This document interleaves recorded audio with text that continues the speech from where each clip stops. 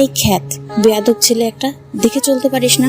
ঢাকা ভার্সিটির ভিপি আর যুব নেতার মধ্যে অনেক ঝামেলা চলছে। ঝামেলাটা আজকে নয়, বহু আগে থেকেই চলে আসছে। ভিপির লোকেরা পুরো ভার্সিটি কন্ট্রোলে রাখে, যুব নেতাও বা কম কিসের। আশেপাশে সব লোকেদের এক জায়গায় করে ঝামেলা বাঁধিয়েছে একটাই নেশা, সেটা হলো ক্ষমতা দখলের প্রচেষ্টা। ক্ষমতা মানুষকে অনেক কিছু দেয়, আবার অনেক কিছু কেড়েও নেয়। কথায় আছে না, জোর যার মূল্য তার। কিন্তু দুনিয়াতে টাকা যার মূল্য তার। মানুষেরা টাকার পিছনে ছোটে, কিন্তু টাকা তাহলে কার পিছনে ছোটে? টাকা যার পিছনে ছোটে সেই হলো আসল ক্ষমতাবান, আর সেই হলো রাজা। ভার্সিটি গেটের সামনে আগের রাতে দুজনে ভিপি দলের লোকেদের লাশ ফেলে রেখে গিয়েছে কারা? ভিপির সন্দেহ যুবনেতার লোকেরাই এটা করেছে। তাই নিয়ে ভার্সিটির সামনের রাস্তায় বিশাল ঝামেলা। সেই ঝামেলা পোহাচ্ছে সাধারণ মানুষ। পুলিশও আসছে না এখানে, কারণ যেই আসুক কেউ বাধা দিলে তাকে মরতেই হবে। পুলিশদেরও তো প্রাণের মায়া আছে নাকি? পুলিশ আসেনি ঝামেলা থামাতে, সাধারণ কোনো লোকও এগিয়ে আসছে না। জ্যাম বেঁধে আছে, সবাই রিক্সাতে বসে আটকা পড়েছে। দূরের একটা রিক্সাতে সদ্য নতুন অ্যাডমিট নেওয়া নতুন শহরে আসা একটি ছেলে বসে বারবার রিক্সা মামার কাছে সময় জানতে চাইছে। রিক্সা মামা বিরক্ত হয়ে বলেই ফেলে, হুরমিয়া যান তো, অল্প ভাড়া দেয়া নাইমা হেঁটে যান। ছেলেটা ঠিক সেটাই করলো, কাঁধে ব্যাগ ঝুলিয়ে হাঁটা শুরু করে। বেশ কিছু সময় পর ভার্সিটির সামনে এসে পৌঁছালো, কিন্তু এখানে আরো বেশি জ্যাম, ভিড় আর ঝামেলা লেগে আছে। বিচার চাই। মিছিলের চারপাশ যেন বিদঘুটে মনে হলো ছেলেটার কাছে। ছেলেটা দেখতে বেশ হাবাগোবা, মাথায় কিছুটা বড় চুল। এগিয়ে যাওয়ার প্রচেষ্টা করে, ভয়ে কেউ হেঁটেও যাচ্ছে না, কিন্তু ছেলেটা ঠিক ভিড়ের মাঝখান থেকে হেঁটে চলে যাচ্ছে। একটা ছেলে তাকে টের পেল, চিল্লিয়ে ডাকলো, এই ব্যাগ ঝুলানো বয়, এদিকে আয়। ছেলেটা স্থির হয়ে দাঁড়ালো, কারণ সে বুঝে ফেলেছে ওরা তাকেই ডাকছে। ছেলেটা তবু ইশারায় বোঝালো নিজেকে ডাকছে কিনা। লোকটা বলল, হ্যাঁ তোকেই ডাকছি, এদিকে আয়। ছেলেটা সামনে এগিয়ে আসলো। কতগুলো ছেলে হাতে পিস্তল, লোহার রড আর দামি হকি স্টিক নিয়ে দাঁড়িয়ে আছে। যিনি ডাক দিয়েছিল তিনি ছেলেটার কাঁধে হাত দিয়ে বলল, বাবা তোর নামটা কি গো? জি ভাই, আমার নাম নিলয়। বাহ, নামটা তো মিষ্টি। তা বাবু তুমি কোথায় যাচ্ছ? জি ভার্সিটিতে। এই জানিস না, আজকে কিছু খেলা হবে না, আজকে আমাদের মিছিল চলবে। আর এখানে থাকা যতগুলো লোক দাঁড়িয়ে আছে সবাই মিছিলে থাকবে। কারো এখান থেকে যাওয়ার অনুমতি নেই। যে যাবে তাকে গুলি করে মারবো, বুঝছিস? যা পিছনে গিয়ে দাঁড়া। কিন্তু আমার মোটা গোছের জাহিদ নামের একটি ছেলে নিলয়ের গালে কষে একটা চর বসিয়ে দিল। বাকি ছেলেগুলো সবাই হো হো করে হাসতে থাকে। নিলয়ের গালে আরো একটি চর দিতে যাবে জাহিদ, তার আগে সোহাগ নামের নেতা টাইপ একটা ছেলে বলল, জাহিদ, এখন কোনো মারামারি নয়। রিফাত ভাইয়ের অনুমতি ছাড়া কেউ এখন লাশ ফেলবে না। বাদ দে, ওই চান্দু যা, লোকগুলোর মধ্যে গিয়ে দাঁড়া। সোহাগের কথা শুনে নিলয় ভিড়ের মধ্যে এসে দাঁড়ালো। না চাইতো সবাই রিফাত ভাইয়ের নামে জয় মিছিল করছে, চিৎকার করে সবাই রিফাত ভাই করছে। মিছিল শুরু হবে। ঠিক এমন সময় কে যেন গাড়ি নিয়ে আসলো। মাস্তান ছেলেগুলো সেদিকে ব্যস্ত হয়ে পড়ে, আর নিলয় ঠিক এটারই সুযোগে সেখান থেকে বেশ জোরে হেঁটে বলে যে দৌড়ে ভার্সিটিতে এসে পৌঁছায়। কোনো দিক না তাকিয়ে ও ভয়ে এক প্রকার দৌড়াতে থাকে। কোনো একটা ছেলেকে দাঁড় করিয়ে জানতে চাইলো ওর ক্লাসরুমের নাম্বারটা কততম ফ্লোরে, কিন্তু ছেলেটা বলার আগে নিলয়ের থেকে চলে যায়। নিলয় বোকার মতো তাকিয়ে থাকে। অনার্সের থার্ড ইয়ারে ক্লাস করবে বলে রুম খুঁজছে সে, কিন্তু নিলয়কে কেউই হেল্প করছে না, কারণ সবাই নিলয়ের ঢিলে ঢালা পোশাকের দিকে তাকিয়ে কোনো কথাই বলছে না। কেমন যেন সবাই নাক ছিটকাচ্ছে। এমনিতে বাইরে ঝামেলা, তার উপর এমন উদ্ভট দেখতে ছেলেটাকে দেখে সবাই মজা নিতে থাকে, কারণ সবার কাছে নিলয় একজন খ্যাত ছেলে হয়ে গেছে। নিলয় এগিয়ে যায়, কেউ ওর সাথে ঠিক মতো কথা বলছে না। শেষে বিরক্ত ও হাঁপিয়ে যেয়ে একটি বেঞ্চে বসলো। বসার পরই শুনতে পেল, ও ভাই, ফুল নেবেন নাকি? নিলয় তাকিয়ে দেখে একটা পিচ্চি মেয়ে ফুল নিয়ে এসেছে। এমনিতেই নিলয় রুম খুঁজে পাচ্ছে না, তার উপর এই ফুলওয়ালি ঝাড়ি দিতে যাবে। তার আগে মেয়েটি বলল, কি নতুন নাকি? ক্লাসরুম খুঁজে পাচ্ছেন না? কোন তো দেখি। কোন ডিপার্টমেন্ট? হ্যাঁ, কোথায় যাবেন? Psychology department. তা তুই শুনে কি করবি? আমি ফুল তো সব ক্লাসে যাইয়া পেয়েছে আসি, সবাই আমারই চয়েস করে, তাই আমার কোনো বাধা নেই। এই রুম তো 4 তলায় ডান দিকে দেখেন পাইবেন। ফুলওয়ালির কথা শুনে নিলয় তাড়াতাড়ি সেই দিকে যেতে থাকে। 4 তলায় উঠে ডান পাশের দিকে যেতে দেখে 28 নম্বর রুম। নিলয় বেশ তাড়াতাড়ি ওর রুমের দিকে এগিয়ে যেতে থাকে, যেন কোনো দিক ওর নজর নেই। খুব কষ্টে যখন নিজের ক্লাসরুম খুঁজে পেয়েছে, তাই তাড়াতাড়ি রুমে ঢুকতে যাবে, এমন সময় একটা মেয়ের পায়ে সামান্য পাড়া দিয়ে ফেলো ও। নিলয় কিছু বোঝার আগেই শুনতে পেল। এ বেয়াদব খ্যাত একটা ছেলে, চোখে দেখিস না? নিলয় একটু ঘুরে তাকায়। একটা সুন্দরী মেয়ে দাঁড়িয়ে আছে, চোখ দুটো অমায়িক সুন্দর, গলার ভয়েসটাও যেন বেশ মুগ্ধকর। নিলয় একবার তাকিয়ে চোখ সরিয়ে নিতে যাবে, তার আগে মেয়েটা চিৎকার করে বলল, ছাগলের মতো চেয়ে আছিস কেন? কখনো কি মেয়েদের দিকে তাকাস নাই? তাকাবি কি করে? পোশাক দেখে তো বোঝাই যাচ্ছে মেয়ে। কেন, ছেলেদের দিকেও তোর তাকানোর ক্ষমতা নাই। কোথা থেকে যে এসব আসে, যত সব সকাল সকাল এসব খ্যাতমার্কা ছেলেদের দেখে গাটা জ্বলে গেল। নিলয় কিছুই বলল না। মেয়েটার দিক থেকে চোখ না সরিয়ে মুচকি হেসে সেখান থেকে চলে যায় নিজের ক্লাসে। নিলয় বুঝে গিয়েছে এখানে কথা না বলাটাই শ্রেয়। কথা বললে না জানি আবার কি না কি শুনতে হবে তার। এমনিতেই নিলয় শান্ত শিষ্ট ভদ্র একটা ছেলে। ক্লাসে এসে দাঁড়াতেই সবাই নিলয়ের দিকে হা দৃষ্টিতে চেয়ে রইল। নিলয় চুপচাপ মাথা নিচু করে ক্লাসের একদম শেষে 2টা বেঞ্চের আগেরটাতে বসলো। নিলয় একটু স্বস্তির নিঃশ্বাস ফেল। একটা ঝামেলা থেকে সে কোনো রকমে পালিয়ে এসেছে। সোহাগদের কথা ভাবছে। কিছু সময় পর নিলয় দেখলো সেই মেয়েটা মানে যে কিছুক্ষণ আগে অপমান করলো, তিনি নিলয়ের 2 বেঞ্চ আগে এসে বসেছে। নিলয় মনে মনে বলল, তার মানে আমরা সেম ক্লাসের? প্রতিদিন কি অপমানিত হতে হবে আমার? যথারীতি ঠিক সময়ে ক্লাস শুরু হলো। নিলয় ক্লাসে মনোযোগী হওয়ার চেষ্টা করছে। কয়েক মিনিট পর নিলয় দেখলো ওর সামনের বেঞ্চে একটি ছেলে ওই অপমানিত করা মেয়েটার গায়ে কাগজ ছুঁড়ে মারতে। মেয়েটার সাথে সাথেই ঘুরে তাকালো। নিলয় এমন কাণ্ড দেখে মুচকি হাসতেই মেয়েটা নিলয়কে অবাক করে দিয়ে উঠে দাঁড়ালো। জোরে জোরে স্যারকে উদ্দেশ্য করে বলল, স্যার, এই ছেলেটা আমার গায়ে কাগজ ছুঁড়ে মেরেছে। কোন ছেলে? ওই যে ওই ছেলেটা, চোখে গোল চশমা পরা, চুলে তেল দেওয়া, দেখতেই খ্যাত। নিলয়ের কিছু বোঝার আগে স্যার এসে দাঁড়ালো ওদের পাশে। পিছনে থাকা ওই ছেলেগুলো বলা শুরু করে, স্যার, আমরাও দেখছি ওই ছেলেটা এমন করছে। স্যার নিলয়কে দাঁড় করিয়ে অনেক অপমানজনক কথা শুনিয়ে গেল। নিলয়কে কিছু বলার সুযোগও দিল না। সে ধপ করে বেঞ্চে বসে পড়ল। একটা ছেলে নিলয়ের দিকে তাকিয়ে হেসে হেসে বলল, কি মামা, কেমন দিলাম? নিলয় ক্লাস না করে বের হয়ে চলে আসে। বাইরে এসে ও শহীদ মিনারের উপর বসলো। অনেক মন খারাপ নিলয়ের। কত কষ্ট করে ভার্সিটিতে এসেছে। একটি মেয়ে কত কথা শোনালো, স্যারও অনেক বকেছে তাকে, আর বেয়াদব ছেলেগুলো টিটকারি মেরেছে। নিলয় মন খারাপ করে সিঁড়ির ওপর এসে বসেছে। তখনই অনুভব করলো পাশে কে যেন এসে বসলো। নিলয় ঘুরে তাকালো, দেখে সেই ফুলাওলি বসেছে। নিলয় বলল, কি ব্যাপার ফুলওয়ালি, এই দুটো ফুল এখনো বিক্রি হয়নি? আমার নাম ফুলাওলি না, আমার নাম মাহি। ও, বাইরে মারামারি হইতাছে। এমন অবস্থা বের হলে কুত্তাগুলো গুড়ি করে মারবো। ওদের মনে মায়া দয়া নেই, যাকে সামনে পায় তারে মাইরা ফেলে। তুই এত কিছু জানিস কি করে? প্রতিদিন তো এগুলাই দেখি। নিলয় আর মাহি গল্প করছে। হঠাৎ কতগুলো বাইক ভার্সিটির মধ্যে প্রবেশ করলো। ওই ছেলেগুলোর মধ্যে 2জন ছেলে 2টো বাইকে করে আসলো। মাহি বলল, জলদি লুকাই পড়েন, ওরা ডিপির লোক, ওদের কথা না শুনলে মারবে খুব। কেন, ওদেরকে কি সবাই ভয় পায়? হ্যাঁ, অনেক। আমি ভয় পাবো না। চুপ করেন, আহেন আমার লগে। মাহি নিলয়ের হাত ধরে মিনারের পিছনে নিয়ে চলে যায়। গাড়িগুলো মাঠের মধ্যে এসে থামলো। বাইকের উপর দাঁড়িয়ে নোমান নামের একটি ছেলে হ্যান্ড মাইক নিয়ে বলল, ভার্সিটির সব ছাত্র ও ছাত্রীরা, আপনারা নিশ্চয় জানেন আমাদের 2জন লোকদের মেরে ফেলা হয়েছে। আমাদের ভিপি একটি মিটিং আয়োজন করেছে, আপনাদের সবাইকে যেতে হবে, কারণ ভার্সিটি আমাদের, আর এখানে সবকিছু চলবে আমাদের কথা মতো। নোমান কথাগুলো বলে সেখান থেকে চলে যায়। মাহি নিলয়কে সামনে নিয়ে আসলো। মাহি বলল, যাক, পাইছে গেছি। ওরা আজকে কাউরে কিছু বলেনি। যাই হোক, এইবার আমার বাড়িতে যাওয়ান লাগবো। কষ্ট হয়েছিল দেখা। এই ঘরে রোজ আয়েশা বসি। আপনি আমার জায়গাতে এসে বসেছিলেন, এখন যাই। মাহি কথাটা বলে সেখান থেকে চলে যায়। নিলয়ও আর দাঁড়ায় না, ভার্সিটি থেকে বের হয়ে চলে আসে। পরের দিন নিলয় ভার্সিটিতে আসলো। বিপিএল লোকেরা ভার্সিটির গেটের সামনেই দাঁড়ানো।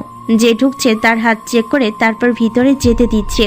নিলয় তার মতো করে হেঁটে ভার্সিটির দরজা ক্রস করবে। তার আগে সোহাগ ডাকলো নিলয়কে। নিলয় তাড়াতাড়ি সেই দিকে তাকালো। ওই চান্দ এইদিকে আয়। নিলয় সেখানে যেয়ে দাঁড়ায়। জাহিদ এসে নিলয়ের হাত চেক করতেই বলল, ভাই ও কাল দুপুরে মিটিংয়ে ছিল না, আমরা যে হাতে ছিল দিয়েছিলাম সেটাই নেই। নোমান এগিয়ে আসে, নিলয়ের শার্টের কলার টেনে ধরে বলে, তুই না এই ভার্সিটিতে পড়িস? জি ভাই। আমাদের ভিপিকে চিনিস? না ভাই, আমি তো নতুন। চুপ শালা, বা তোকে এখানেই ফেলে বুট জুতো দিয়ে চটকানি দেব। তুই কেন মিটিংয়ে যাস না? বাবা বলেছিল ঠিক মতো পড়াশোনা করতে, তাই এসব ভালো লাগে না। হালার পো, তোর এখানে কাপড় খুলে বসিয়ে রাখবো। কি হয়েছে, চিৎকার করছিস কেন? ভাই ও কাল মিটিংয়ে ছিল না। সোহাগ এসে নিলয়ের চোখ থেকে চশমা খুলে নিল। সোহাগের চোখে নীল রঙের চশমা। নিলয়ের চশমা খুলে নিজের শার্টের হাতা দিয়ে মুছে নিল, তারপর আবার নিলয়ের চোখে পরিয়ে দিয়ে বলল, কালকে মিটিং ছিল, তোদের সবাইকে বলা হয়েছিল, যারা গিয়েছিল তাদের মার্ক করে রেখেছিলাম। ওদিকে টাকা, তুই ভার্সিটিতে নতুন, বিপি কেউ চিনিস না, যা আজকে ছেড়ে দিলাম, পড়াশোনা কর, তারপর বাইরেটাকে আসিস। নিলয় সোহাগের কথা শুনে দূরে তাকালো। কয়েকজনকে খালি গায়ে মাঠের মধ্যে নিয়ে দাঁড় করিয়ে রেখেছে। নিলয় কিছু বলল না, চুপচাপ সেখান থেকে চলে আসলো নিজের ক্লাসে বসে আছে নিলয় সেই বেঞ্চটাতে। স্যারের লেকচার খুব মনোযোগ দিয়ে শুনছে। আর সেই গতকালের মেয়েটি বসেছে আজ ফার্স্ট বেঞ্চে। স্যার বলল, আচ্ছা বলো তো, তোমরা যারা শিক্ষিত তারা বেশি মূর্খ, কথাটা কি সত্য? যদি সত্য হয় তাহলে কারণটা কি? হঠাৎ করে স্যারের মাইন্ড প্রসেসের প্রশ্ন শুনে নিলয় সহ সবাই চুপ হয়ে গেল। নিলয় উত্তর শোনার অপেক্ষা করছে। স্যার সবার দিকে একবার তাকালো, আর নিলয়ও সবার দিকে তাকাচ্ছে। তখনই স্যার সেই মেয়েটিকে বলল, আচ্ছা নেহা, তুমি তো ফার্স্ট গার্ল, তো এই কথাটার লজিক কি বলো? নিলয় মনে মনে বলল। তাহলে মেয়েটির নাম নেহা? নিলয় উৎসুক দৃষ্টিতে চাইলো। নেহা বসা থেকে উঠে দাঁড়ায়, স্যারের দিকে তাকিয়ে আমতা আমতা করা শুরু করলো। তবে স্যার অনেকের কাছে কথাটি ব্যাখ্যা জানতে চাইলো, কিন্তু সবাই কেমন চুপ হয়ে যায়। সবার উপর স্যার বিরক্ত হয়ে যায়। সাধারণ একটা প্রশ্ন, কেউ লজিক দিয়ে বোঝাতে পারছে না। নিলয়ও ঠিক এটা ভেবে মুচকি হাসলো, তবে এটা স্যারের চোখ এড়ালো না। তাই স্যার সবাইকে চুপ থাকতে বলে নিলয়ের দিকে জোরে বলল, এই ছেলে, নাম কি তোমার? হ্যাঁ, চোখে চশমা, উঠে দাঁড়াও। নিলয়। হাসলে কেন? নিলয় সে চুপ হয়ে থাকে। বেয়াদব ছেলে, পড়াশোনা তো করবে না, ক্লাস বেয়াদবি করবে। বলো তো, আমি মনে করি শিক্ষিত মানুষই মূর্খ হয় বেশি। কথাটা কি সত্য? যদি সত্য হয় তাহলে কারণ কি? স্যারের প্রশ্ন শুনে মাথাটা নিচু করলো নিলয়, ব্যাগের দিকে তাকিয়ে থাকে।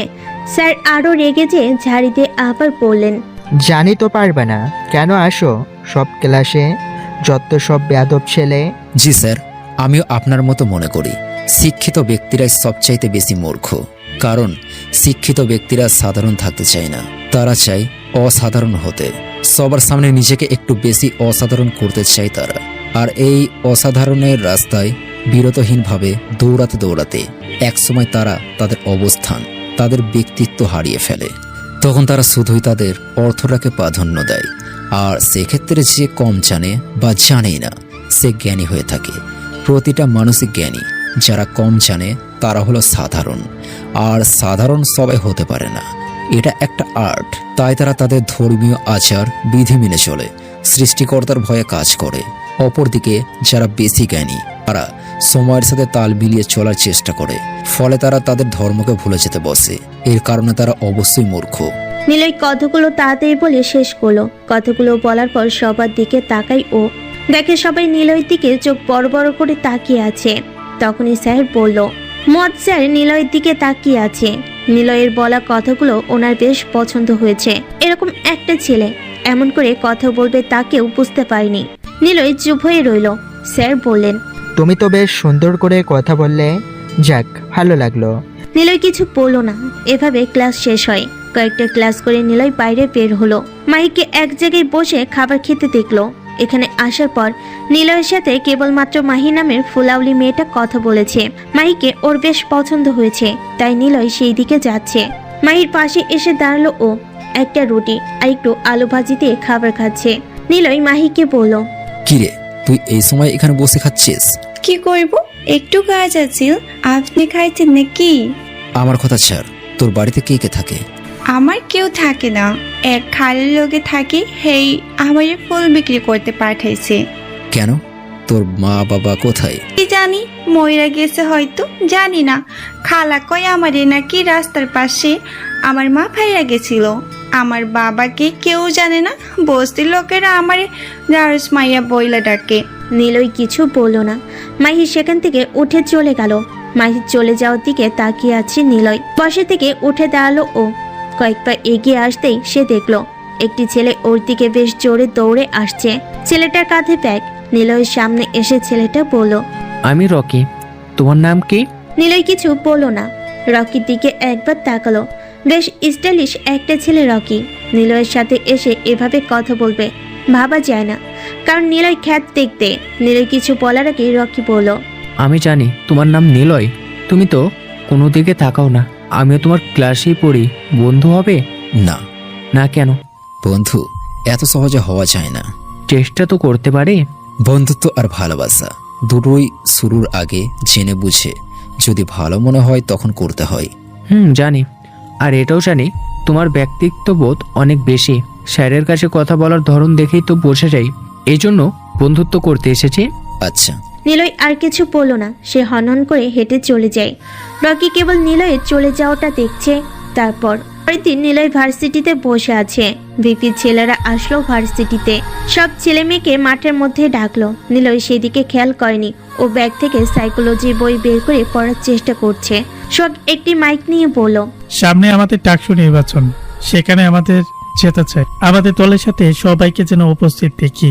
সবার উপর আমাদের লোকেরা নজর রাখবে। সবে সোহাগের বক্তব্য শুনতে থাকে। হঠাৎ নোমান দেখে নিলয় ছাড়া সব ছেলে মেয়ে তাদের কথা শুনছে ভিড় জমিয়ে। কিন্তু নিলয় চুপচাপ মাঠের একদিকে বসে বই নিয়ে পড়ছে। নোমান, জাহিদ আর ফাদ আসলো নিলয়ের সামনে। নিলয়ের হাত থেকে বইটা নিয়ে গম্ভীর হয়ে তাকালো। নিলয় বলল, কি ব্যাপার ভাই, আপনারা আমার বই নিচ্ছেন কেন? তোর নাম না নিলয়? জি, কিন্তু কেন? তুই আমাদের বক্তৃতা শুনছিস না কেন? দেখুন ভাই, আমার এসব রাজনীতি ভালো লাগে না। আমার একা থাকতে পড়তে ভালো লাগে। আমার বই দিন। উঠে দাঁড়া বলছি, চল আমাদের সাথে। আমাদের দলের হয়ে তুই সভা করবি, আয়। না ভাই, আমার বাবা বারণ করছে কখনো এসবে না জড়াতে। আর আপনারা কেন জোর করছেন? আপনাদের জোর করার তো কোনো অধিকার নেই। নির্বাচন করবেন ভালো কথা, কিন্তু যার যার স্বাধীনতা রেখে করবেন। নোমান নিলয়ের মুখে কথাগুলো শুনে একটা চর বসিয়ে দিল গালে। নিলয় মাথা নিচু করে ডান হাত মুষ্টিবদ্ধ করে নিল। বাম হাতটি ব্যাগের উপর রেখে বারবার নাড়াতে থাকে। নোমান নিলয়ের শার্টের কলার টেনে ধরে বলল, কুত্তার বাচ্চা, বেশি জ্ঞান দেওয়া শিখে গেছো। তুই জানিস না কার লোক আমরা? বিবি যদি একবার আসে ভার্সিটিতে, পুরো ভার্সিটি থমকে যাবে, বুঝেছিস? ভাই এত কথা বলার কি দরকার? শালাকে সবার সামনে নিয়ে র্যাক দিই। এটা ঠিক বলছেন ভাই, চলেন হারামিটাকে একটু রাগের মজা দেখায়। ফারাদ আর জাহিদ সেখান থেকে চলে গেল। নিলয় ডান হাত দিয়ে নোমানের হাত ধরে কলার থেকে হাত সরাতে সরাতে বলে, আমার জামার কলার ধরা আর আমার বাবাকে নিয়ে গালি দেওয়া দুটোই ধ্বংস বয়ে আনে। মানে? না কিছু না। শালা ভিলেনগিরি দেখাও, তোমার সবকিছু পিছন দিয়ে ভরে দেব। নোমান কথাটা বলে সেখান থেকে নিলয়কে টানতে টানতে নিয়ে যায়। সব স্টুডেন্ট নিলয়ের দিকে তাকিয়ে আছে। মাঠের প্রায় মাঝখানে নিয়ে আসলো নিলয়কে। নিলয়কে দেখে সবাই ভাবছে কি হলো, ছেলেটাকে ওরা ধরে কেন আনলো। ফারাদ আর জাহিদ আসলো সেখানে। সবাই তাকিয়ে দেখে ফারাদের হাতে গোবর গোলা পানি আর জাহিদের হাতে মেয়েদের বুকের কাপড়। নোমান জাহিদকে বলল, তুই শালার গা থেকে শার্ট খোল, তারপর মেয়েদের এই ড্যাশ পরিয়ে দিয়ে দিবি নিলয়ের বুকে। এরপর ফারাদ, তুই এর মাথায় গোবরের পানি ঢেলে দিবি। শালা আমাকে বলে কিনা যে আমার কলার না ধরতে, ওকে তো আমি গুলি করে মারবো। নোমানের কথা মতো জাহিদ নিলয়ের কাছে আসলো। নিলয়ের গা থেকে শার্ট খুলে দিতে থাকে। নিলয় চুপচাপ দাঁড়িয়ে থাকে, মাথা নিচু করে দাঁড়ানো। চারপাশে গোল হয়ে ভার্সিটির শত ছেলে মেয়ে তাকিয়ে দেখছে নিলয়দের। গা থেকে শার্ট খুলে দিল জাহিদ, তারপর মেয়েদের বুকের পোশাকটা পরিয়ে দিল নিলয়ের বুকের উপর। নোমান দুটো ইটের টুকরো নিয়ে আসলো, নিলয়ের বুকের মধ্যে ঢুকিয়ে দিল। একদম মেয়েদের মতো লাগছে নিলয়কে। নোমান সবাইকে বলল, ছবি তুলে রাখো রে, কেউ যেন বাদ না যায় ছবি বা ভিডিও তুলতে। নোমান কথাটা শেষ করে নিলয়ের কাছে আসলো। কানের কাছে মুখে নেই। নোমান আবারও বলল, তোকে হিজড়া বানিয়ে দিলাম, বুঝলি? একটা কথা মনে রাখ, কারো হুমকি দিয়ে কথা বলতে দুটো জিনিস লাগে। একটা হলো সাহস, মানে বুকের পাঠা থাকা লাগে, আর একটা হলো পিছনে লিড দেওয়ার মতো কতগুলো হাত বা ক্ষমতা। হ্যাঁ, তোর তো কোনোটাই নাই, তাই তোকে হিজড়া বানিয়ে দিলাম শালা। নিলয় নোমানের কথা শুনে মুচকি হাসলো। ওর এমন হাসি দেখে নোমান আরো রেগে যায়। ফারাদের দিকে ইশারা করলো মাথায় গোবর সহ পানি ঢালতে। ঠিক তখনই সেখানে দৌড়ে রকি চলে আসলো, সোহাগের কাছে দাঁড়িয়ে পড়লো। ও তো নতুন স্টুডেন্ট, মাত্র 2 দিন হলো এসেছে। আপনাদের নিয়মগুলো ও জানে না। এবারের মতো মাফ করে দিন ওকে। আমি কথা দিচ্ছি ওকে সব কিছু বুঝিয়ে বলবো। কখনো আপনাদের বিরুদ্ধে কথা তো দূর তাকাবেও না। প্লিজ ভাই, আমার বন্ধু হ, অনেক ভালো ও। প্লিজ ভাই দয়া করুন। সোহাগ ফারাদকে থামতে বলে। ফারাদ থেমে যায়। নোমানের দিকে তাকিয়ে সোহাগ ভাই বলল, চলে আয়, ছাড় ওকে, পরে এটা নিয়ে ভাবা যাবে। চল, পায়ের বাসায় মিটিং আছে, শেষ করতে হবে। ঝামেলা করিস না এখন। কিন্তু ভাই, চুপ কর, যা বললাম সেটা শোন, পরের বার কোনো বাধা দেব না। সোহাগের কথা শুনে আর কেউ কিছু বলল না নিলয়কে। ওরা বাইক নিয়ে সেখান থেকে চলে যায়। ভার্সিটির সবাই হাসছে নিলয়ের এমন পোশাক দেখে। রকি তাড়াতাড়ি নিলয়ের কাছে আসলো, গা থেকে মেয়েদের পোশাক খুলে শার্ট পরিয়ে দিল। ওখান থেকে টানতে টানতে নিয়ে আসলো ক্লাসে। রকি পরিস্থিতি সামাল দেওয়ার জন্য নিলয়কে নানা রকম প্রশ্ন করে। ওরা ওই রকমই, শুধু শুধু ওদের সাথে তুই কথা বলে পারবি না। যা হয়েছে বাদ দে। আচ্ছা, তোর বাসা কোথায় রে? কেন? আরে বন্ধু না আমরা, বল। থাকছে, সব শোনা লাগবে না। ওরা কি ভার্সিটির ভিপির লোক? বাদ দে ওইসব, ওদের সামনে তেমন যাবি না। সবাই মজা নিচ্ছিল, তুই যে হেল্প করলি না কেন? এমনি বন্ধু তো, তাই। ক্লাসের সবাই নিলয়ের দিকে হাসি মাখা দৃষ্টিতে তাকাচ্ছে। এটা তার ছেলের হাসি। সবার ফোনে ফোনে এখন নিলয়ের ছবি। মেয়েদের পোশাক পরিয়ে তোলা হয়েছে। নিলয় স্যার আসার অপেক্ষা করছে। কিছু সময় পর স্যার আসলো। স্যাররা কখনো ভিপি লোকেদের কিছু বলে না। কোনো স্যার যদি ভুলেও কিছু বলে তাহলে তাকে মেরে ফেলা হবে। এই জন্য নীরবে প্রতিনিয়ত নিলয়ের সাথে বাকিদের অত্যাচার সহ্য করতে হবে। স্যার ক্লাস শুরু করলেন। সবাই বেশ ক্লাসে মনোযোগী। নিলয় জানালা দিয়ে বাইরে তাকিয়ে দেখছে। মাইকে আজ কোথাও দেখতে পাচ্ছে না। মেয়েটাকে ওর অনেক কাছে মনে হয়। স্যার পড়ানোর এক পর্যায়ে বলল, জ্ঞানই হলো শিক্ষা নাকি শিক্ষাই হলো জ্ঞান? মুইজ স্যারের এমন হঠাৎ প্রশ্নে মাইন্ডের মধ্যে অনেকের অনেক কিছু ঘুরপাক খায়, কিন্তু কেউ যেন সঠিক জবাবই দিতে পারে না। উদ্ভট লাগে সব প্রশ্নগুলো ওদের কাছে। যথারীতি সবাই বোকার মতো বসে আছে, কেউ কিছু বলছে না। স্যার নেহার দিকে তাকালো। নেহা বসা থেকে উঠে দাঁড়িয়ে বলা শুরু করে, স্যার, আমি মনে করি দুটো একে অপরের সাথে জড়িত। শিক্ষার মাঝে তো জ্ঞান লুকিয়েই থাকে। একজন ব্যক্তি শিক্ষার মাঝে যে জ্ঞান অর্জন করে তাই দুটো একে অপরের সাথে জড়িত। ভালোই বলেছ। আর কেউ কি কিছু বলবে? স্যার, উনি যে ধারণাটা দিলেন সেটা ভুল। কারণ শিক্ষার মাঝে জ্ঞান যদি লুকিয়ে থাকতো তাহলে যারা শিক্ষা গ্রহণ করেনি তারা কি জ্ঞানী না, বা তাদের মাঝে কি জ্ঞান নাই?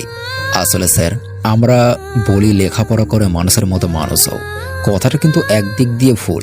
কথাটা কি এমন হলে হতো না যে মানুষ হয়ে লেখাপড়া করো?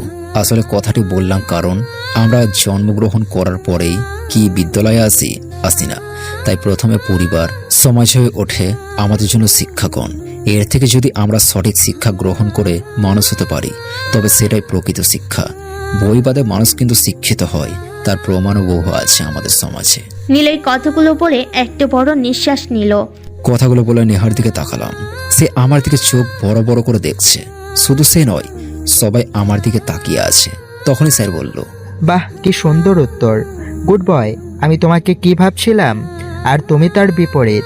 সত্যি তুমি বেয়াদব না, ভালো ছেলে। স্যারের কথা শুনে নিলয় মুচকি হাসলো। কোনো দিকে না তাকিয়ে ও নিজের জায়গাতে বসলো। পাশ থেকে রকি জানায়, অনেক সুন্দর করে কথা বলিস তুই, স্যার তোকে অনেক ভালো বললো।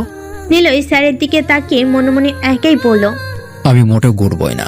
আমার মতো খারাপ ছেলে আর পাবেন না। যার কোমরে থাকে সবসময় পিস্তল গোছা, মানুষ মারতে হাত কাঁপে না, সে মোটেও গুড বয় না স্যার।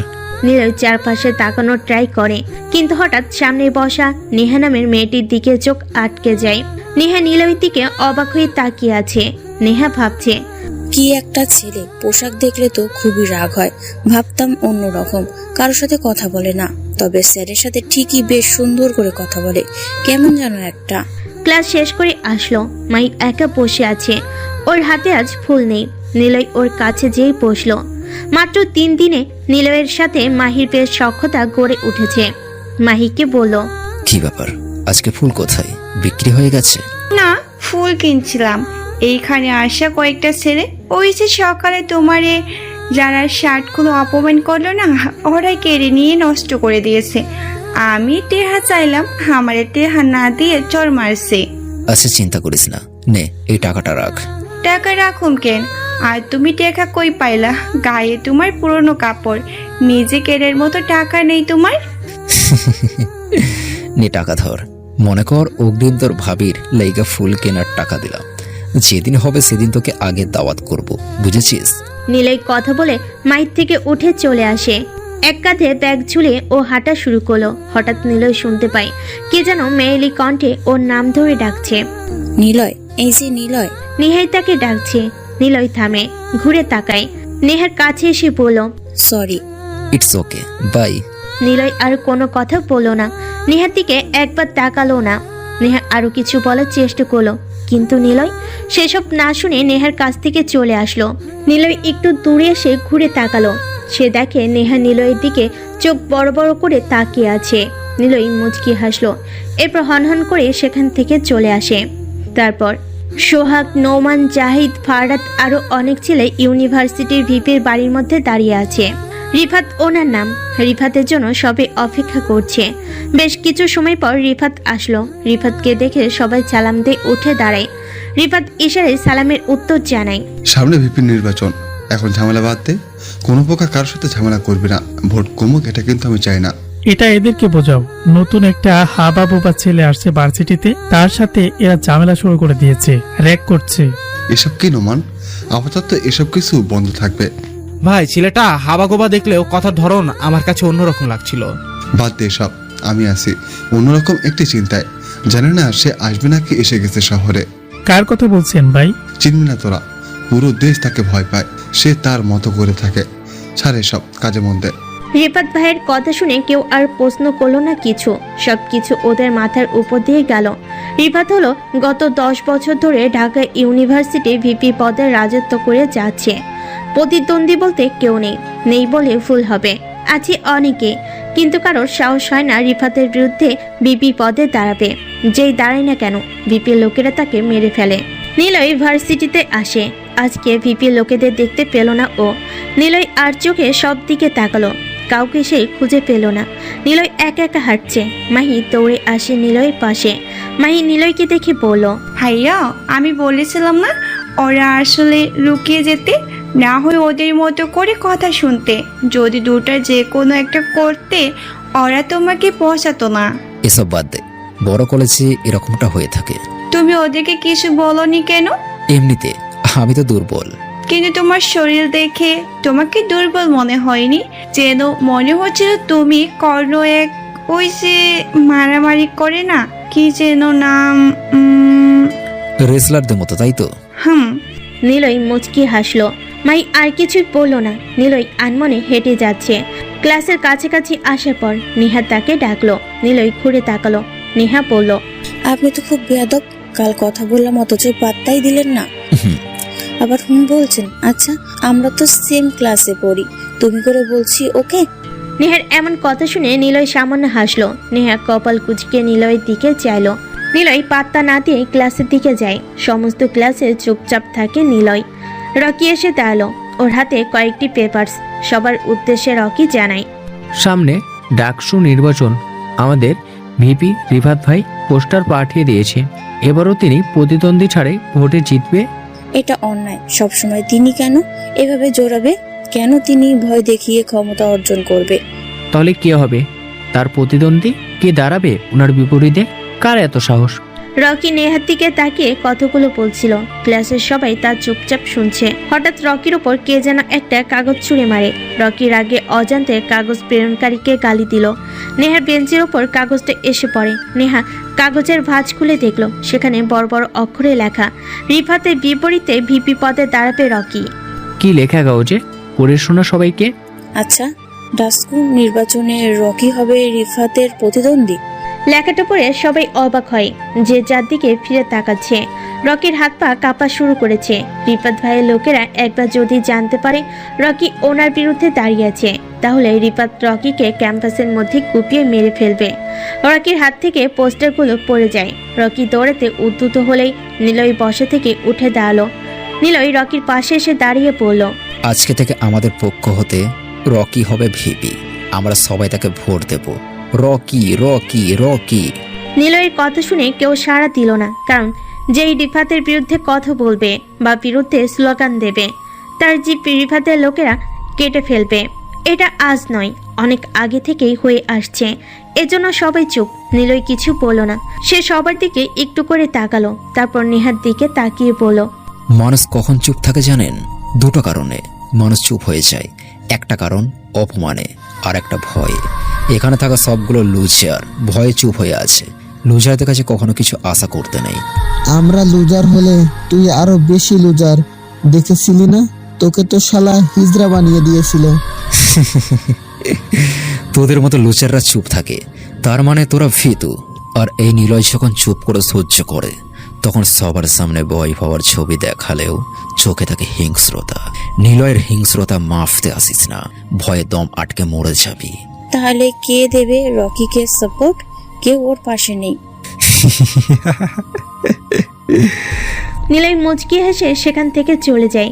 যে ছেলেটাকে লুজার বলেছিল নিলয়, সে ছেলে রিফাত ভাইয়ের লোকেদের কাছে ফোন করে। ছেলেটার নাম পাপন। পাপন ফারাদের কাছে ফোন করে, ভাই, রকি আপনাদের বিরুদ্ধে দাঁড়াতে চাইছে, নমিনেশন রেডি করেছে, আর পিছনে আছে নিলয় নামের নতুন একটি ছেলে। কি? আচ্ছা, আমরা দেখছি। ফারাদ ফোন কেটে দেয়। রিফাত ভাই জরুরি মিটিংয়ে ব্যস্ত, তাই সে কাউকে কিছুই বলল না। তারপর নিলয় ক্যাম্পাসে বসে আছে। ও কারোর সাথে কথা বলে না। ক্লাসের শেষের দিকে যেয়ে বসে। রকি ওর পাশে এসে দাঁড়ালো। রকির দিকে তাকালো নিলয়। রকির চোখে মুখে বিশাল ভয়ের ছাপ লেগে আছে। নিলয় রকির এমন ভয়ত মুখ দেখে না হেসে থাকতে পারল না। রকি নিলয়ের এমন অসহ্য মার্কা হাসি দেখে রকি বিরক্ত হয়ে বলল, কি ব্যাপার, খুব আনন্দ হচ্ছে তোর? আমি আর বাঁচাবো না। কোথায় একটু সান্ত্বনা দিবি তোর ফাইজলামের জন্য? জানিস আমি আর তুই দুজনেই খুন হতে যাচ্ছি। আগে তোর চিন্তা কর, আমারটা ভাবা লাগবে না। আর আমি কোনো ফাজলামো করিনি। তুই ভিপি পদে ইলেকশন করবি। তাহলে আমার লাশটাকে কি রাস্তার কুকুর দিয়ে খাওয়াবে? নিলয় রকির এমন কথা শুনে ঠাস করে একটা চর বসিয়ে দিল গালে। নিলয়ের হাত থেকে এমন চর খেয়ে রকি কিছুই বলল না। আরও একটা চর দিতে যাবে। রকি ভয়ে গালে হাত চেপে ধরল। নিলয় তখন হো হো করে হাসতে শুরু করেছে। রকি অবাক হয়ে তাকিয়ে থাকে নিলয়ের এমন হাসি ভরা মুখটার পানে। রকি ভয়ে ভয়ে প্রশ্ন করলো, তুই হাসছিস কেন?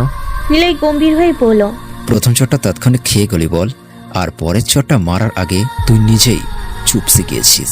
চরকে বাঁচানোর জন্য হাত দিয়ে গাল প্রোটেক্ট করেছিস।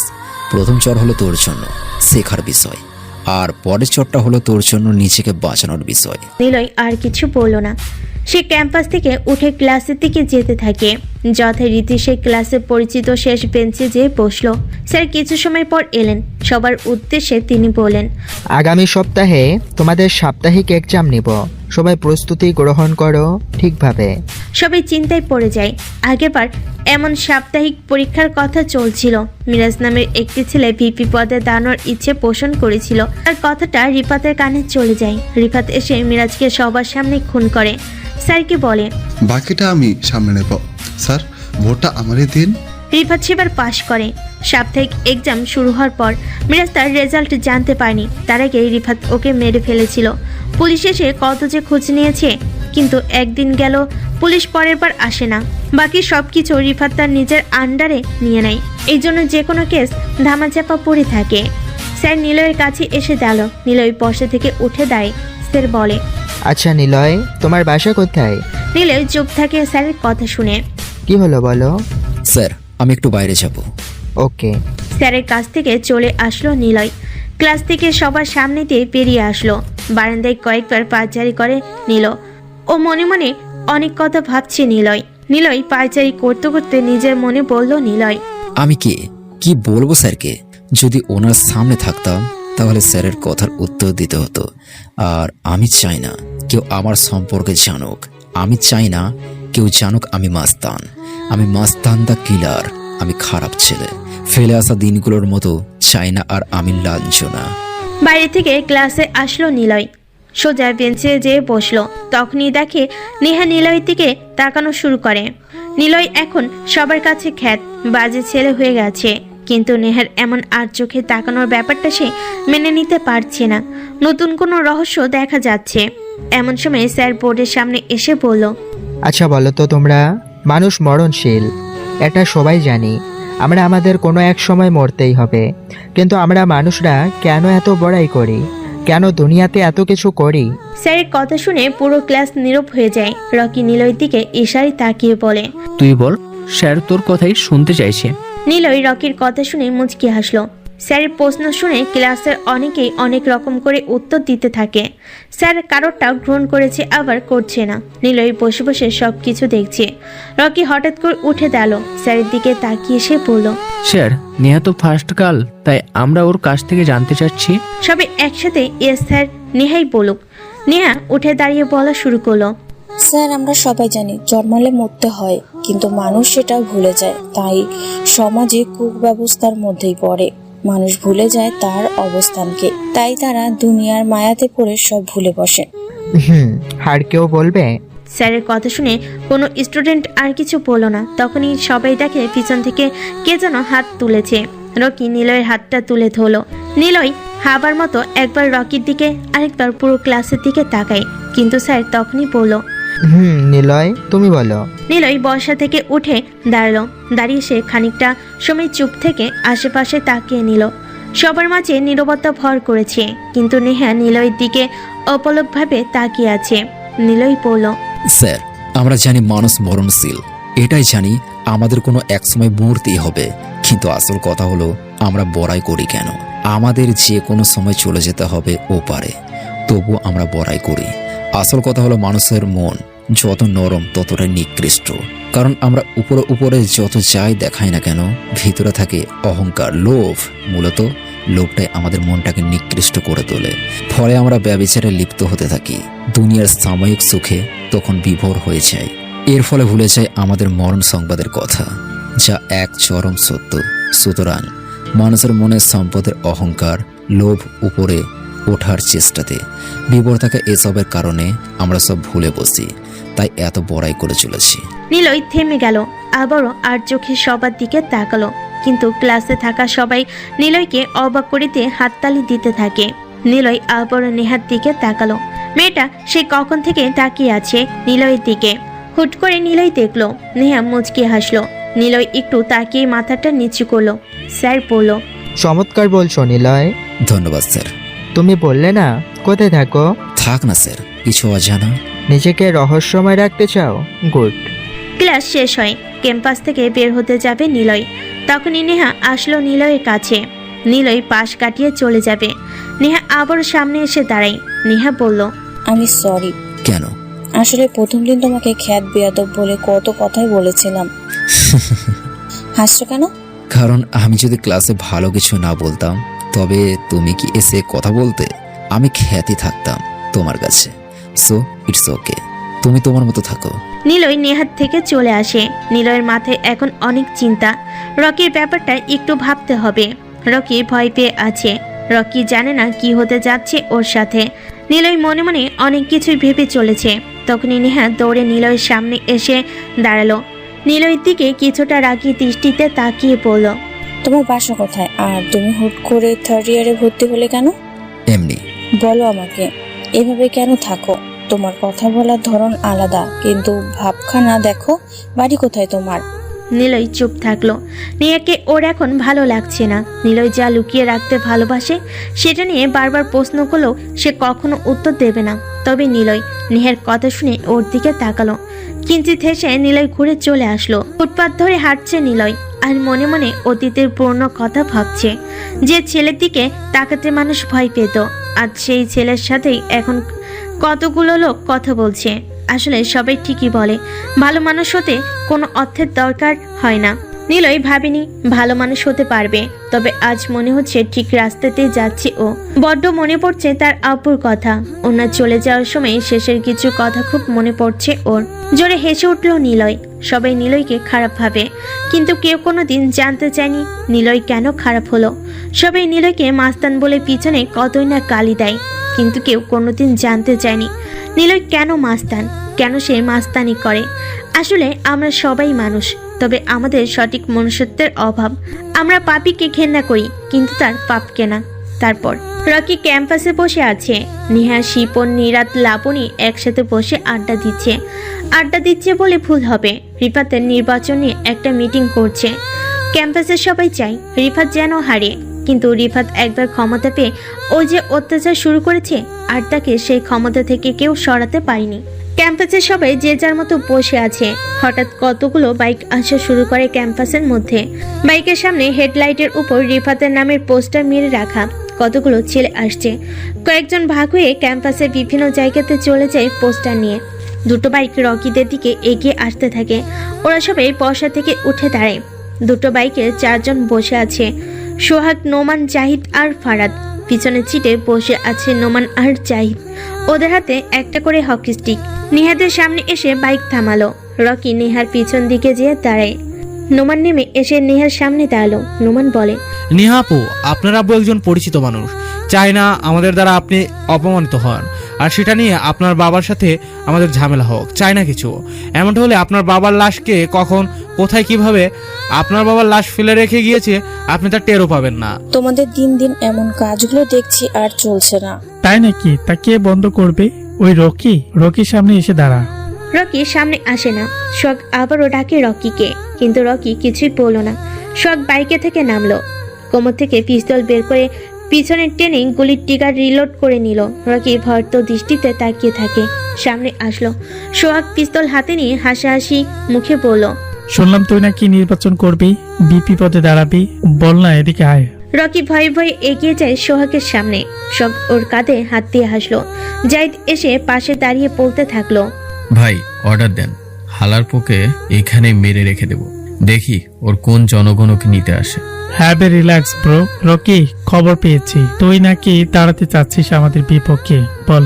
সব কথাটা বলে রকির গালে পিস্তল দিয়ে একটা ঘুষি দেয়। আশেপাশে সব স্টুডেন্ট এক জায়গায় হতে শুরু করে। রকি মাটিতে পড়ার আগেই নোমান এসে ধরল। সোহাগের সামনে এনে দাঁড় করাই ওকে। রকি বলে, ভাই আমি কিছু করিনি, আমি ইলেকশনে দাঁড়াতে চাইনি। নিলয় মজা করে এমনটা বলেছে। আপনাদের নেতা রিফাত ভাইকে নিয়ে আমি কিছুই বলিনি। ভাই আমাকে মাফ করে দেন। শালাকে পিটা, নিলয়কে পরে দেখছি। সোহাগের অর্ডার মতো ওরা 3 জন এসে রকিকে পেটাতে থাকে। রকি চিৎকার শুরু করে। কয়েক মিনিট এভাবে পেটানোর পর রকি যেন আত্মরা হয়ে যায়। এমন সময় ওরা সবাই শুনতে পেল, আমার রিফাতকে অপছন্দ, তাই ওর বিরুদ্ধে আমি রকিকে ভিপি পদে দাঁড়াতে বলেছি। একজন ছাত্র হিসাবে ছাত্র নির্বাচনে সবার নিজস্ব স্বাধীনতা আছে। আমরা ঠিক করব আমরা কাকে ভিপি পদে দেখব। এখানে জোর করে ক্ষমতা কেড়ে নেওয়ার কারো ইচ্ছে মতো নয়। সবাই পিছনে ঘুরে তাকায়। নিলয় দাঁড়িয়ে আছে। নিলয়কে দেখে সবাই অবাক হলো। নিলয় এভাবে সরাসরি রিফাতের লোকেদের সামনে এসে বিপক্ষে কথা বলবে তা কেউ কোনোদিন আশা করেনি। নিলয় এগিয়ে আসে। নোমান এসে নিলয়ের সামনে দাঁড়ায়। নিলয় নোমানের কাঁধে হাত দিয়ে তাকে সরিয়ে দিলে সামনে থেকে। রকির কাছে এসে দাঁড়ালো নিলয়। রকির হাত ধরে টেনে তুলল। রকিকে একটি বসার জায়গাতে যেয়ে বসালো নিলয়। তারপর ওদের কাছে এসে বলল, আমি বলেছি ওকে ভিপি পদে ইলেকশন করতে, আর ও এটাই করবে। ও তাহলে তুই ওই ছেলে? আমার লোকেরা তোকে হাবাবু বা বাবার পরও ঠিকও তোর সাথে ঝামেলা করেছিল। আমি হয়তো ভেবেছিলাম তুই নাদান একটা ছেলে, কিন্তু না, তুই বেশ কথা জানিস। ভাই শালাকে এখনই মেরে ফেলি। একটা কাক অবধি ওকে দেখতে আসবে না, কারো সাহস নেই, আর তুই রিফাত ভাইয়ের উপর কথা বলিস। শালা তোর সাহস দেখো অবাক হচ্ছি। ভাই একে মেরে ফেলুন এখানে, সবাই দেখুক আমাদের উপরে কথা বললে কি হয়। সবাই ভয় পাক। শালাকে পিস পিস করে কেটে ভার্সিটির সামনে যে কুকুরগুলো বেড়ায় তাদের খাবার হিসেবে দিয়ে দেবো। চুপ কর। ভার্সিটিতে এমনি রকি নিয়ে ঝামেলা হয়েছে, পেটাকে তুলে নিয়ে চল। অন্ধকার ঘরে সারাদিন আটকে থাকবে, তারপর ওকে রিফাত ভাই বোঝাবে কি কি হয়। তার বিরুদ্ধে কেউ কথা বললে। নিলয়ের কাছে ফাহাদ আসলো। পায়ে জোরে সোরে একটি বাড়ি দিল নিলয়ের। নিলয় পড়ার আগে নোমান এসে ওর মাথায় বাড়ি দিল। এরপর রকি আর নিলয়কে তুলে নিয়ে যায় ভার্সিটি থেকে। ভার্সিটির সবাই নীরব হয়ে দেখতে থাকে। কি করবে ওরা বুঝতেও পারছে না। রিফাতের লোকেদের সামনে এসে কেউ সাহস করে বলতে পারবে না। নিলয় যতটুকু বলেছে এতে নিলয়কে তুলে নিয়ে গেছে ওরা। সবাই কালকে সকালে ওদের দুজনের লাশ দেখার জন্য প্রস্তুত হতে থাকে। নেহা ওর বাবাকে ফোন দেয়। নেহার বাবা আজাদ সাহেব মেয়ের ফোন পেয়ে চট জলদি রিসিভ করে। নেহা তাকে জানায়, বাবা, আমার 2 বন্ধুকে রিফাতের লোকেরা তুলে নিয়ে গেছে। কি করবে মামুনি বল, ওদের সাথে মুহূর্তে বেড়ে ওঠার মতো ক্ষমতা আমার নেই। কিন্তু তুমি তো ওদের থেকেও বড় ক্ষমতা ধরো। প্রাণে মায়া দয়া কার না আছে, আমি ওদেরকে শাস্তি দিলাম, কিন্তু পরে ওরা যে রাস্তায় এসে আমাকে মেরে ফেলবে তখন কি করবে? আইন কি আমাকে জীবিত ফেরত দিতে পারবে বল? নেহা ফোন কেটে দেয়। কিছুই করেনি ওর। সে যেন এরপর কাকে ফোন দেয়, কিন্তু তারাও কিছুই পারবে না বলে বুঝিয়ে দিল নেহা এখন কিছুই করতে পারবে না নিলয় আর রকিকে বাঁচানোর জন্য। রিফাত বসে আছে, ওর সামনে দুজনকে নিয়ে আসা হলো। দুজনের মাথা সহ মুখ কালো কাপড়ে ঢাকা, যেমনটা ফাঁসির আসামিকে পরানো হয়। রিফাত বলল, কাদেরকে তুলে এনেছিস? ভাই এরা তারা যারা আপনার বিপক্ষে দাঁড়াতে চেয়েছে, আপনাকে অপমান করেছে, আপনাকে চায় না এরা, তাই মেরে তুলে এনেছি। আপনি নিজে এদেরকে বোঝাবেন আপনার বিপক্ষে গেলে কি হতে পারে। ওদেরকে গোডাউনে অন্ধকারে করে আটকে রাখ, রাতে দেখা হবে। রিফাত কথাগুলো বলে সেখান থেকে লোকজন নিয়ে চলে যায়। শোক আর নোমান এসে ওদের দুজন মানে নিলয় আর রকিকে অন্ধকার ঘরে নিয়ে এসে আটকে রাখে। রকির অবস্থা অনেকটা শোচনীয়, যেন সে জ্ঞান হারবে। একটি লোহার চেয়ারে দুজনের দুই দিকে ফিরিয়ে একসাথে হাত বেঁধে দেয়, তারপর বুকের সাথে দড়ি দিয়ে বেঁধে ওরা দুজন চলে যায়। যাওয়ার আগে নিলয়ের গালে একটা জ্বর বসিয়ে সোহাগ বলে, শালা অনেক কথা শিখেছ তাই না? অপেক্ষা কর, তোর লাশ কেউ খাবে না। রেডি থাক, আমরা আসছি। ওরা দুজন চলে গেল। রকি জোরে জোরে কাঁদতে থাকে। রকি একা একা বলতে থাকে, সব তোর জন্য এমন হচ্ছে। কেন তুই ক্লাসে আমার নামে জয়গান স্লোগান দিয়েছিলি? মা বাবা পাঠিয়েছিল পড়াতে, আর আমি আজ এখানে মরতে এসেছি। কে বাঁচাবে আমাদের? কি হবে এখন আমার? আমি মরতে চাই না, এভাবে কারো হাতে খুন হতে চাই না। রকির কথা শুনে নিলয় কিছুই বলল না, কিন্তু রকি কাঁদতে থাকে। নিজেকে বাঁচানোর জন্য চিৎকার শুরু করে দিয়েছে, হাত ছাড়ানোর জন্য কতবার টানাটানি করছে। অথচ নিলয় সে যে এসে বসেছে, মুখ দিয়ে একটা কথা বের করেনি, আর না ঝাপাঝাপি করছে। চুপচাপ বসে আছে ও। নিলয়কে এমন চুপচাপ বসে থাকতে দেখে রকি বলল, তোর সমস্যা কি? তোর কারণে আজ আমি মরতে চলেছি, আর তুই চুপচাপ হয়ে আছিস। আমাদেরকে কে বাঁচাবে? শোন নিলয়, আমি যা যা বলছি তাই কর। রিফাত ভাই আসবে, আমার বাঁধন যখনই খুলে দিবে তখনই দৌড়ে ওর পা ধরবি, পা ধরে কান্নাকাটি শুরু করে দিবি। কাঁদতে কাঁদতে বলবি আমাদেরকে ছেড়ে দাও, আমরা আর কখনো এরকম ভুল করব না, সবসময় আপনাদের দলে থাকবো। দেখবি উনি ছেড়ে দিবে। আমার কথা না শুনলে তোকে যে কি করব, প্লিজ ভাই তুই কথা শুনিস, রিফাত ভাইয়ের পা ধরে মাপ চেয়ে নিস। আবারও নিলয় কথা বলে না, সে চুপচাপ হয়ে বসে আছে। রকি বিরক্ত হয়ে আর কিছু বলার চেষ্টা করে। নিলয় রকিকে অবাক করে দিয়ে গান গাইতে শুরু করে। বসন্ত বাতাসে সৈগ গানটি গাইতে থাকে নিলয়। রকি নিলয়ের মুখ থেকে এই অবস্থায় গান শুনে বিরক্ত হয়ে যায়। রাগে দুঃখে সে অস্থির হয়ে পড়ে। রকি প্রশ্ন করলো, তোর কি একটুও ভয় হচ্ছে না? কিসের ভয়? রিফাত এসে আমাদের মারবে, মেরে ফেলবে, তবুও ভয় করছে না তোর? মারে তো নেই, এত চিন্তা কিসের? আমি বুঝলাম না, তোর ওইরকম অবস্থাতেও কোনো চিন্তা কেন হচ্ছে না? কেন এত চুপচাপ শান্ত বা রিল্যাক্স মুডে আছিস? সময় হলো টের পাবি কি হবে কি হবে না। তুই চিৎকার কর বাঁচার জন্য। চিৎকার শুনতে আমার খুব ভালো লাগে, সেটা আমার কাছে একটি নেশার মতো যেন। কেউ বাঁচার জন্য চিৎকার করছে, আহা, শুনতে যে কি ভালো লাগে। কি হলো তোর? আমি না তোর ওই রহস্যময় কথায় কিছুই বুঝতে পারছি না। ওইসব বাদ দে, রিফাতের পা ধরে মাপ চাইবি, কান্না করে বলবি ছেড়ে দিতে। আমি কেবল সৃষ্টিকর্তার কাছে কান্নাকাটি করে তার চরণে পড়ে এভাবে মাপ চাই। সৃষ্টিকর্তা তৈরি কোনো মানুষের কাছে মাথা নিচু করে মাপ চাওয়ার মতো কাজ করি না। আমি নিলয়, দ্য কিং অফ থাক কিছু না। আমি আল্লাহকে ছাড়া কাউকে ভয় করি না। তোর মতো থাক, আমাকে আমার মতো থাকতে দে। রকি আর কোনো কথা বলল না। সে নিলয়ের এমন কথাগুলোর আগামাথা কিছু না বুঝলো, এটা ঠিকই বুঝেছে সৃষ্টিকর্তা ছাড়া কারোর কাছে জীবন ভিক্ষা চাইতে নেই, কারোর কাছে মাথা নত করতে নেই। একমাত্র সৃষ্টিকর্তার জন্যই এটা করতে হয়।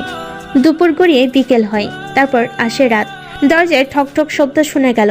রকি বুঝতে পেরেছে রিফাতের লোকেরা এসেছে। রকি নিলয়কে আস্তে গলায় ডাকতে থাকে। নিলয় ওদিকে হেলান দিয়ে বেশ আরামসে একটা ঘুম দিচ্ছে। রকি বুঝতে পেরে নিলয়ের উপর আরও রেগে যায়, কারণ মুখ থেকে তখনও কাপড় সরানো হয়নি। 10 জন লোক রুমের মধ্যে আসলো, সবাই চারপাশে দাঁড়িয়ে আছে। সবার সামনে রিফাত এসে চেয়ারে বসলো। রিফাত বলল, কি ব্যাপার, ওদের মুখ থেকে এখনো কাপড় সরাসনি? একটু দেখতাম মুখটা। তা কে কি করছিল বল? ভাই এই যে স্মার্ট শরীর মানে দেখতে ছেলেটা হলো নিলয়, পাশেরটা হলো রকি। নিলয় রকিকে ফুসলিয়ে বলেছিল তোমার বিরুদ্ধে ভিপি পদে দাঁড়াতে, আর রকিও সেটার উপর নিচেছিল, তাই দুজনকে তুলে নিয়ে এসেছি। ডাকসু নির্বাচনে এবার কোনো প্রতিপক্ষ নেই আপনার। ভাই ওদেরকে মেরে ফেলুন, আর ঝামেলা ভালো লাগছে না। রিফাত হাতে পিস্তল বের করলো। জাহিদ এসে রকির মুখের কাপড় খুলে দেয়। রিফাতের দিকে তাকিয়ে ভ্যা ভ্যা করে কান্না শুরু করে দিল আর চিৎকার করে বলতে থাকলো, ভাই আমাকে মাফ করে দিন, আমি আপনার জন্য সব করব। আমি কথা দিচ্ছি ভাই, আমাকে মারবেন না। তোকে মারলে দেশ ভয় পাবে, আর তোকে ছেড়ে দিলে আজ না হোক কাল কেউ একজন আমার বিরুদ্ধে দাঁড়াবে। এইভাবে আস্তে আস্তে সবাই আমার বিরুদ্ধে কথা বলবে। আমি সেই ক্ষমতা, আর ক্ষমতার জন্য আমি সব কিছু করতে পারি, না মাফ করবো আর না বাঁচিয়ে রাখবো, সোজা ডেথ। ভাই আগে ওই হালাকে মারেন, সে বড় বড় কথা বলছিল, ওকে এখন শেষ করে দেন। মুখ থেকে এই কাপড়গুলো খুলে আমার সামনে নিয়ে আয়। রিফাতের কথা শুনে নোমান ধরে আনে নিলয়কে, রিফাতের সামনে বসিয়ে রাখলো। সোহাগ একটি বিয়ারের বোতল খুলে নিলয়ের মুখের উপর পানিগুলো ঢেলে দেয়। রিফাত বলল, আরে থাম, মুখটা খোল, ওকে দেখি কে এত বড় বড় কথা শুনিয়েছিল। রয়ে শুয়ে মারতে বেশ মজা লাগে। ঠিক আছে ভাই। ফারাদ এসে মুখের উপর থেকে কালো কাপড় সরিয়ে দিল।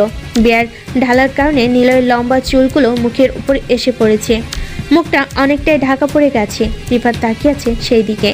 রিফাত হাসি মুখে বলল, কি ব্যাপার, চুলগুলো একটু সরিয়ে দে, মুখটা দেখি, সোজা কপালে গুলি করে মার পকে। ওকে ভাই, আমি বেটার মুখ থেকে চুল সরিয়ে দিচ্ছি। জাহিদ এসে নিলয়ের কাছে দাঁড়ালো, হাত দিয়ে চুল সরিয়ে দিতে থাকে। নোমান জানায়, ভাই ব্যাটাকে সাথে সাথেই মারবেন না, একটু খেলা করব তাকে নিয়ে। নোমানের কথা শেষ হতে জাহিদ চুলগুলো সরিয়ে ফেলল। রিফাত পিস্তল তাক করে ধরেছিল। নীলের মুখটা দেখার সাথে সাথে চেয়ার ছেড়ে উঠে দেয়, হাত থেকে পিস্তল নিচে পড়ে যায়। সবাই থেকে রিফাতের হাত পা কাঁপছে। ভাই কি হয়েছে, আপনি এরকম করে কাঁপছেন কেন? ভাই ঠিক আছেন আপনি? ওই তোরা কাকে ধরে নিছিস? কেন? ও নিলয় আর ও রকি, ওদের সাথেই তো প্রথম থেকে ঝামেলা হয়েছে। রিফাত আরো কি যেন বলার চেষ্টা করলো, কিন্তু সবকিছু যেন ওর ভয়ার্ত শরীরে চুপসে যেতে থাকে। গলা দিয়ে যেন কথা বের হচ্ছে না রিফাতের। ভাই সোজা কপালে গুলি করেন। নোমানের কথা শুনে রিফাত কষে একটি চড় দেয় নোমানের গালে। সবাইকে অবাক করে দিয়ে রিফাত হাঁটু ভাঁজ করে বসলো নিলয়ের সামনে। রকি সহ সবাই বোকার মতো তাকিয়ে আছে রিফাতের দিকে। নিলয় তখনও মাথা উঁচু করে তাকায়নি। নিলয় এখনো কথা বলেনি। রকি দেখলো রিফাত নিজেই কাঁদতে কাঁদতে বলছে, ভাই আমাকে মাফ করে দেন, ওরা না জানি বেদবে খুলেছে, প্লিজ ভাই আমাকে মাফ করে দেন, আমি কিছুই জানি না, আমাকে মারবেন না। সবাই বোকা দৃষ্টিতে তাকিয়ে আছে রিফাতের দিকে।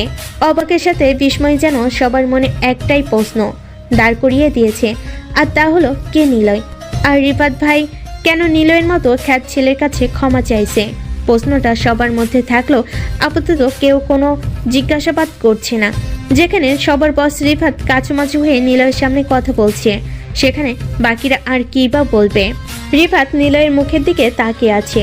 নিলয় মাথা নিচু করে বসে আছে। সোহাগ, নোমান, ফারাদ, জাহিদ আর রকি হাবার মতো চেয়ে আছে সেদিকে।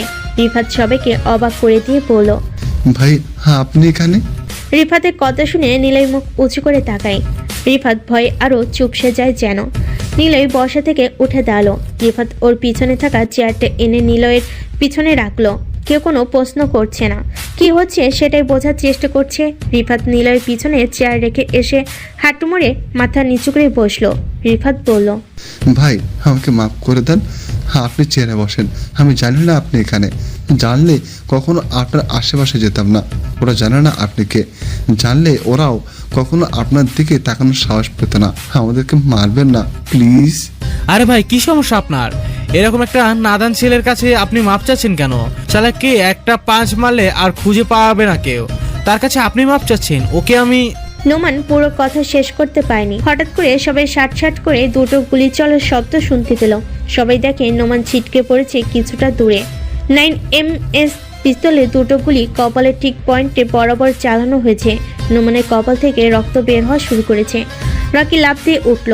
বাকি ছেলেরা সাথে সাথে রিফাতের মতো করে পিছনে যেয়ে বসলো, যেমনটা বাহুবলী মুভির মধ্যে দেখা যায়, ঠিক যেন তেমন। তবে সেখানে থাকে বাহুবলী, আর এখানে আছে মাস্তান জগতের রাজা নিলয়দা, মাস্তান কিলার। রকি ভয়ে নিলয়ের দিকে তাকাতে পারছে না। নিলয় চেয়ারে বসলো, এক হাত চেয়ারের এক পাশ দিয়ে রাখলো, ডান হাতে পিস্তল, পায়ের উপর পা তুলে দিল ও। মাস্তান জগতের ভয়ঙ্কর কিলা নিলয় বসে আছে। নিলয় সিগারেটের প্যাকেট থেকে একটি সিগারেট জ্বালায়। রিফাত নিজে এসে আগুন জ্বালিয়ে দিল। নিলয় সিগারেট জ্বালিয়ে উপরের দিকে মুখ করে ধোঁয়া ছাড়তে থাকে। নিলয় সিগারেট টানতে টানতে বলে, একটাই দেশ, একটাই শহর, গোটা কয়েক লোক নিয়ে শুরু হয় তোদের রাজত্ব, কিন্তু আমার পুরো পৃথিবী, গোটা কয়েক শত শহর আর নিলয় একাই সামনে থেকে রাজত্ব করে সবকিছুতে। এখানে এসেছি আমার ইচ্ছেতে, যেতে হলে আমি নিজেই যাব। এই নিলয় কখনো অন্যের কথা শোনে না, এমনি সে নিজেই নিজের কথা শুনে চলে না। ভাই, আমাদের মাফ করে দেন। নিলয় কখনো শত্রুদের বাঁচিয়ে রাখে না, কিন্তু তুই আমার শত্রু না, এই জন্য তোকে মারবো না। তবে ফিবির কাজটা ঠিকঠাকভাবে চালাবি, আর তোদের ছেলেদেরকে বলিস মানুষকে সম্মান দিতে। কিন্তু আমরা কেন তোর কথা শুনবো? আমি না কিছুই বুঝতে পারছি না, এখানে হচ্ছেটা কি? রিফাত ভাই, আপনার কি হয়েছে? এই আবুল মার্কা ছেলের কাছে কিসের এত? জাহিদ পুরো কথা শেষ করতে পারল না। হয়তো সে বলতে চাইছিল নিলয়ের মতো একটি ছেলের কাছে কেন এত ভয় নিয়ে কথা বলতে হবে, কিন্তু জাহিদকে পুরো কথা শেষ করার সুযোগ দিল না নিলয়। জাহিদের বুকে গুলি এসে লাগে। জাহিদ কিছুটা দূরে ছিটকে পড়ল। জাহিদের লাশ দেখে সবাই ভয়ে চুপসে গেল, আর কেউ কোনো কথা বলছে না। কথা বলার সাহস কারোর হচ্ছে না। নিলয় বলল, আমি কে সেটা তোদের বস রিফাত ভালো করে জানে, তার থেকে সবাই শুনে নিস। আর হ্যাঁ, আজকের এই ঘটনা কিংবা এখানে যা কিছু হয়েছে সবটা এই মুহূর্তে ভুলে যাবি। কেউ যদি এই ব্যাপারে ইশারাতেও বলে কিছু, তাহলে তাকে মেরে ফেলবো। শুনে রাখ সবাই, এই নিলয় একবার যে বলে ঠিক সেটাই করে। কথাগুলো বলে নিলয় সেখান থেকে উঠে দাঁড়ালো। রিফাতের দিকে পিস্তল ফেলে দিয়ে সে ঘর থেকে বের হয়। রকি আর বসেন না সেখানে, সেও দৌড়ে নিলয়ের পিছন পিছন বের হতে থাকে। রিফাত বসা থেকে উঠে দেয়। সোহাগী সে ভয়ত কণ্ঠে বলল, ভাই ওকে। নিলয়, ওর জন্যই আজ আমি এখানে। ও না থাকলে আমি এতদূর আসতে পারতাম না। অতি ক্ষমতাধর মানুষের পেছনে লিড দেওয়ার মতো কেউ না কেউ থাকে, আর সেটা হলো নিলয়। আমাকে লিড করে থাকে। তাহলে নিলয় কে লিড দেয়? ওকে কেউ লিড দেয় না, ও একাই চলে। কাউকে কেয়ার করার সময় ওর নেই। নিজ হাতে পুরো জগৎ বানিয়েছে, সেখানে কেবল ওর রাজত্বই চলে। ও যেমন শান্ত, তার থেকে বেশি ভয়ঙ্কর। তোরা অনেক বড় ভুল করেছিস। আজ হোক বা কাল ও তোদেরকে মারবে, তাই যদি পারিস শহর ছেড়ে চলে যা। রিফাতের কথা শুনে ওরা দুজন আরো ভয় পায়। তাড়াতাড়ি রুম থেকে বের হয়ে চলে গেল। ওদিকে রকি নিলয়ের পিছন পিছন হাঁটছে। রকি ভাবছে, নিলয় তাহলে সাধারণ কেউ না, সে মাস্তান জগতের রাজা। কিন্তু ও এই শহরে কি করছে? কেন এসেছে এখানে? শহরকে ধ্বংস করতে নাকি নিজের করে নিতে? কি চাই ও? রকি প্রশ্ন করার সাহস খুঁজে পাচ্ছে না। নিলয় পকেটে হাত গুজে হেঁটে যাচ্ছে। নিলয় রাস্তার পাশের একটি পিলারের উপর বসলো। পিলারের গায়ে অবস্থান লেখা, কুমিল্লা 250 কিলোমিটার। রকি সামনে এসে দাঁড়ালো। শাসা করে গাড়ি চলে যাচ্ছে মেইন রাস্তা দিয়ে। রকি আমতা আমতা করে প্রশ্ন করলো, আপনি তাহলে সাধারণ কেউ না? আমাকে তুই আপনি করে কেন বলছিস? আপনি তাহলে সাধারণ কেউ না? অসাধারণ তো হতে চাই না। কেন এসেছিস তুই এখানে? জানতে পারবি সময় মতো। এখন চল, আর শোন, কাউকে কিছুই বলবি না। এ ব্যাপারে নিশ্চিত থাক। ওরা দুজন হাঁটতে থাকে। কালো রাতের আধারে দুজন মানুষ অন্ধকারে মিলিয়ে যেতে থাকে। কেউ কারোর সাথে আর কথা বলছে না। নীলের পরের দিন ক্যাম্পাসে আসে, বই হাতে নিয়ে বসে আছে। পাশে মাহি বসা, ফুল হাতে ওর। নীলই প্রশ্ন করলো, মাহি, তোর পালিত মা বাবা তোকে আদর করে? পালিত বাবা একজন মাতাল, আমাকে দিয়ে ও কাজ করে। মা যখন থাকে না, শয়তানটা আমার গায়েও হাত দেয়, জোর করতে চায় আমার উপর। রাগ হয় তখন খুব, তাই না? ইচ্ছে করে ওকে মেরে ফেলি। আচ্ছা, তোর ইচ্ছে একদিন পূরণ হবে। থাক রে, উঠি এখন। নীলই কথাটা বলে সেখান থেকে উঠে দাঁড়ালো। কিছু দূর এগিয়ে যেতেই সেখানে নেহা আসলো। নেহা নীলয়কে দেখে অবাক হয়, কারণ রিফাত এই অবধি যাদেরকে ধরে নিয়ে গেছে তার কখনো আর বেঁচে ফিরে আসেনি। নেহা এই ব্যাপারে প্রশ্ন করতে যাবে, কিন্তু সেখানে রকি চলে আসে। রকি তাড়াতাড়ি বলা শুরু করে, নেহা, তুমি হয়তো ভাবছো কিভাবে আমরা এখনো জীবিত আছি। রিফাতের পা জড়িয়ে অনেকবার কান্না করেছিলাম। সে বলেছে ওর হয়ে কাজ করতে, তাই প্রয়োজনে বাঁচিয়ে রাখবে আমাদের। লজ্জা করলো না এত বড় হয়েও তোমরা একটা ছেলের কাছে কেঁদে কেটে মাপ চাইছো, ঘুষি মেরে ওর নাক ফাটিয়ে দিতে। যাই হোক, তুমি যাও, আমার নিলয়ের সাথে কথা আছে। ওকে, যাচ্ছি। রকি সেখান থেকে চলে যায়। নীলই মুচকি হাসতে থাকে। রকির এমন আচরণ, কথা বলা নিলয় শুনে হাসছে, তবে নেহা এটাই সত্য বলে ধারণা করে নিয়েছে। রকি কিছু দূর যেয়ে নিলয়ের দিকে তাকিয়ে মুচকে হাসলো। নেহা নিলয়ের দিকে তাকিয়ে বলল, এটা ধরো। কি এটা? নোটস। আগামী সপ্তাহে তো এক্সাম, তাই তোমাকে দিচ্ছি। লাগবে না। মানে তুমি তো নতুন, জানো না যে কেমন হবে এক্সাম। দরকার নাই বললাম না। নিলয় ঝাড়ি দিয়ে কথাটা বলল। নেহার মুখের দিকে তাকিয়ে আছে নিলয়। নেহাও নিলয়ের দিকে তাকিয়ে আছে। নিলয়কে অবাক করে দিয়ে নেহা নিলয়ের হাত ধরে ঘাসের উপর বসালো। নিলয় কিছু বলার আগে নেহা বলল, কে তুমি? তোমার বাসা কোথায়? এভাবে কেন কথা বলো? গম্ভীর কেন থাকো? এত ভাব নিয়ে চলো কেন? দেখতে খ্যাত, অথচ ভাবখানা দেখলে মনে হয় রাজকুমার। কে তুমি? নিলয় মুচকি হাসলো। নেহার এমন প্রশ্ন শুনে নিলয় কিছুটা অবাক হলেও হাসি দিয়ে নিজেকে সামলে নিল। তবে পোকা দৃষ্টিতে তাকিয়ে নিলয় প্রশ্ন করে, কেন জানতে চাও? কেন আমি কে? আমি জানতে চাই কারণ আমি দেখেছি তুমি কারোর সাথে মিশো না, কারোর সাথে কথা বলো না, শুধু রকির সাথে ছাড়া। তবে রকি যদি নিজের থেকে কথা বলে তবেই তুমি ওর সাথে কথা বলো, তাই ভাবলাম। কি? আমি জানি মানুষ প্রেমে ছ্যাঁকা খেয়ে এমন হয়ে যায়, তাই ভাবলাম তুমি হয়তো ছ্যাঁকা খেয়েছো। নেহার দিকে তাকিয়ে নিলয় আর নিজেকে সামলাতে পারল না, জোরে জোরে হেসে উঠল ও। বেশ কিছু সময় ধরে হাসলো নিলয়, কিন্তু নেহাকে কিছু না বলে সেখান থেকে উঠে চলে আসে। মনে মনে নিলয় বলে, কি বলে মেয়েটা? যা ইচ্ছে তাই। আমি নাকি প্রেমে ছ্যাঁকা খাবো? এটা কোন ধরনের কথা? নিলয় ক্লাসে এসে বসে। রকি আজ সামনের দিকে বসেছে। নিলয় খাতা আর কলম বের করে পড়াগুলো তৈরি করার চেষ্টা করলো। ঠিক তখনই নিলয় বুঝতে পারলো কে যেন ওর পাশে এসে দাঁড়িয়েছে। মুখ তুলে তাকাতেই দেখে নেহা দাঁড়িয়ে আছে, হাতে একটি কাগজ। রাগী মুখে নেহা নিলয়ের দিকে তাকাচ্ছে। নিলয় কি হয়েছে জানতে চাওয়ার আগেই নেহা বেশ ঝাড়ি দিয়ে জোর গলায় বলা শুরু করে, ছি নিলয়, তোমাকে আমি ভালো ছেলে মনে করেছি, আর তুমি কি না সবার মতো আমাকে ভালোবাসি বলে দিলা? তোমার মতো খ্যাত ছেলে আর বেয়াদব ছেলে আর একটাও নাই। ভাবছিলাম তোমাকে হেল্প করব, তোমার সাথে ভালো ফ্রেন্ডশিপ করব, কিন্তু মানে কি? নিলয় নেহার কথা শুনে অনেক বেশি অবাক হয়ে পড়ল। কাগজে ভালোবাসি লিখে শেষে তোমার নাম দিয়ে আমাকে কাগজ ছুঁড়ে মেরে বলছো মানে কি? বেয়াদব একটা, মন চাইছে থাপ্পড় দেই। নিলয় আরো অবাক হয়। তাতে নেহার হাত থেকে কাগজটা কেড়ে নিল। কাগজে লেখা, নেহা তোমাকে আমি ভালোবাসি, তোমার নিলয় তোমাকে ভালোবাসবে অনেক বেশি। কাগজে এমন লেখা পড়ে নিলয় নিজেই অবাক হয়। সে খাতা কলম বের করছিল পড়া তৈরি করার জন্য, কিন্তু হঠাৎ করে নেহা এসে এমন কিছু বলবে তার জন্য নিলয় কেন ক্লাসে সবাই প্রস্তুত ছিল না। রকি বোকার মতো তাকাচ্ছে। নিলয় ঘুরে তাকায়। নেহার পিছনে বসা কয়েকটা ছেলে মুচকি হাসছে।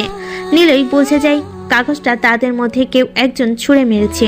নিলয় বসা থেকে উঠে দাঁড়ালো। নেহার দিকে কাগজটা দিয়ে ভদ্রভাবে বলল, এই যে শুনুন, আমি কাগজ ছুঁড়ে মারিনি, আপনার পিছন থেকে কেউ একজন মেরেছে।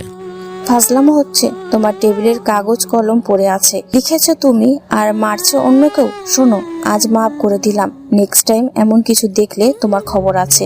নেহা নিলয়ের কোনো কথা না শুনে সেখান থেকে চলে গেল। নিলয় বেঞ্চের উপর একটা ছোট্ট করে ঘুষি দেয়। নিলয়ের মাথায় রাগ উঠে সে চলে গেল। নিলয়ের মন চাচ্ছে ওর ব্যাগ থেকে পিস্তলটা বের করে পিছনে থাকা ছেলেদের কপালে শাট শাট করে গুলি করতে। এরপর নেহাকে মেরে সে চলে যাবে অন্যদিকে। কিন্তু পরক্ষণেই ওর আব্বুর কথা মনে পড়ে। আব্বুর কথা মনে পড়তে চুপ হয়ে বসে পড়লো বেঞ্চে। কিছু ভালো লাগছে না ওর, তাই ক্লাস থেকে বের হয়ে চলে আসলো। আজ নিলয়ের আব্বুর মৃত্যুবার্ষিকী। মনে মনে তার আব্বুর শেষ কথা স্মরণ করার চেষ্টা করছে। ওর আব্বু তাকে বলেছিল, নিলয়, আমি জানি তুই রাগী, তাই রাগটাকে নিজের নিয়ন্ত্রণে রাখিস। মনে রাখিস, প্রকৃত বীর সেই যে তার রাগকে নিজের কন্ট্রোলে রাখতে পারে। কখনো হুটহাট রাগ দেখাবি না, রাগ দেখানোটা খুব খারাপ। রাগের কারণ সবকিছু হারিয়ে যায়। মানুষকে ভালোবাসবি, তোর শত্রুকেও সবসময় ভালোবাসা দেখাবি। আমাদের সবার নেতা হযরত মুহাম্মদ, তিনি নিজেও শত্রুদেরকে ভালোবেসেছেন। ওনার দ্বারা কখনো কোনো মানুষ কষ্ট পাননি। ওনার দেখানো পথ অনুসরণ করিস আর নিজের খেয়াল রাখিস। একটা কথা, সব শত্রু কিন্তু বন্ধু না, আবার সব বন্ধু বন্ধু না। মানুষকে চেনাটা বড়ই কঠিন। সহজে কাউকে চেনার চেষ্টাও করবি না, এতে তুই নিজে পস্তাবি। ভালো থাকিস। নিলয় ক্যাম্পাস থেকে বের হয়। বাবার কথা ভাবতে ভাবতে সে হেঁটে যাচ্ছে। কিছু দূর যেয়ে দেখে একটা গাড়ির পাশে মাহি ফুল হাতে নিয়ে পড়ে আছে। গাড়ি থেকে একটা ছেলে নেমে মাহির গালে কয়েকটা চর দিতে শুরু করলো। নিলয় দৌড়ে যায় সেই দিকে। মাহিকে ছেলেটা মারতে মারতে বলল, কুত্তার বাচ্চা, রাস্তার মেয়ে, তোর সাহস কি করে হয় ময়লা হাতে আমার দামি সুটে হাত লাগাতে? তোর হাত আমি কেটে ফেলবো। নিলয় যে মাহিকে সেখান থেকে টেনে তোলে। ছেলের দিকে তাকিয়ে বলল, কি ভাই, বাচ্চা মেয়েকে কেন মারছেন? হালার পর তোকে কৈফত দিতে হবে। কে তুই? টোকার নেতা না গিয়ে দেখতে তো সেটাই মনে হচ্ছে। এই টোকাইদের নেতা তুই? হালা, তুই আমার গায়ে হাত দিলি কেন? ছেলেটা কথা বলে নিলয়কে একটা ধাক্কা দেয়, কিন্তু নিলয় পড়ল না। সে কয়েক পা পিছিয়ে যায়। নিলয়ের দিকে ছেলেটা এগিয়ে আসে। নিলয় তাকে বাধা দিয়ে বলে, দেখুন ভাই, আপনি একটু বেশি রিয়াক্ট করছেন। একটা বাচ্চা মেয়ে ফুল বিক্রি করতে গিয়েছে, আপনি এভাবে তাকে পারবেন কেন? ওই তোর সমস্যা কি? তোকে আমি এখানে মেরে ফেলবো, বুঝেছিস? চিনিস আমাকে? আপনার দামি কোটের অনেক দাম, তাই না? ওয়েট। নিলয় রাস্তার আশেপাশে তাকায়। কলার খোসা পড়ে আছে। নিলয় সেটা তুলে নিয়ে ছেলেটার কোটের উপর ছুঁড়ে মারল। অনেকটাই ময়লা লেগে গেছে। মাহি জোরে জোরে হাসে। ছেলেটা বলল, শালা, তুই জানিস না কত বড় ভুল করেছিস তুই? এই প্রিন্সকে চিনিস না শালা। পরে চিনলেও হবে। নিলয় কথাটা বলে মাহিকে নিয়ে সেখান থেকে চলে যায়। প্রিন্স নামের ছেলেটা পকেট থেকে ফোন বের করলো। ওপাশ থেকে রিসিভ করতে প্রিন্স বলে, এক কুত্তার বাচ্চা লুজার আমার সাথে মিসবিহেভ করেছে, ওর ছবি তুলে নিয়েছে। শালাকে খুঁজে বের করে তুলে নিয়ে আই। কুত্তার বাচ্চাকে বোঝাবো আমি কি চিনিস। সাথে একটা বাচ্চা মেয়েও থাকবে। যেভাবেই হোক যখন খুশি ওকে তুলে নিয়ে আই। আপনি রিল্যাক্স করেন, ছবি পাঠিয়ে দেন। প্রিন্স ছবি পাঠিয়ে দিল। ট্রাফিক জ্যামে আটকা পড়েছিল প্রিন্স। জানালা খুলে বাইরে দেখতে যাবে, তখনই মাহি আসে ফুল নিয়ে। প্রিন্স প্রথমে গালিতে ওঠে। মাহি আরো একবার ফুল দিতে যায়, কিন্তু প্রিন্স না শোনায় হাত দিয়ে ডাকে প্রিন্সকে। আর তখনই প্রিন্স গাড়ি থেকে নেমে মাহিকে মারা শুরু করে। এরপর পরদিন নিলয় ভার্সিটিতে আসছে। ভার্সিটির মেন গেটে দুটো কালো রঙের গাড়ি দাঁড়ানো আছে। অপরিচিত লোক, কারণ গায়ে কালো শার্ট, দামি জিন্স, ভিতরে সাদা টি শার্ট পরা। ভার্সিটি কোনো স্টুডেন্ট মনে হচ্ছে না ওদের। নিলয় একবার ওদের দিকে তাকালো। আগামীকাল এক্সাম, তাই তাড়াতাড়ি ভার্সিটিতে এসেছে ও। এর আগে যখন এক্সাম হতো তখন মাস্তানি করে পাশ করতো নিলয়। জোর খাটিয়ে স্যারকে পিস্তল দেখিয়ে পরীক্ষা দিয়েছে, কিন্তু এখন সেটা করা যাবে না। নিলয় চাইলেও করতে পারবে না। নিলয় নিজের বেঞ্চে যেয়ে বসলো। সামনের বেঞ্চে তাকিয়ে দেখে নেহা আজও তাকিয়ে আছে ওর দিকে। নিলয় মনে মনে বলল, কি মেয়ে বাবা, অপমান করবে আবার দেখবেও।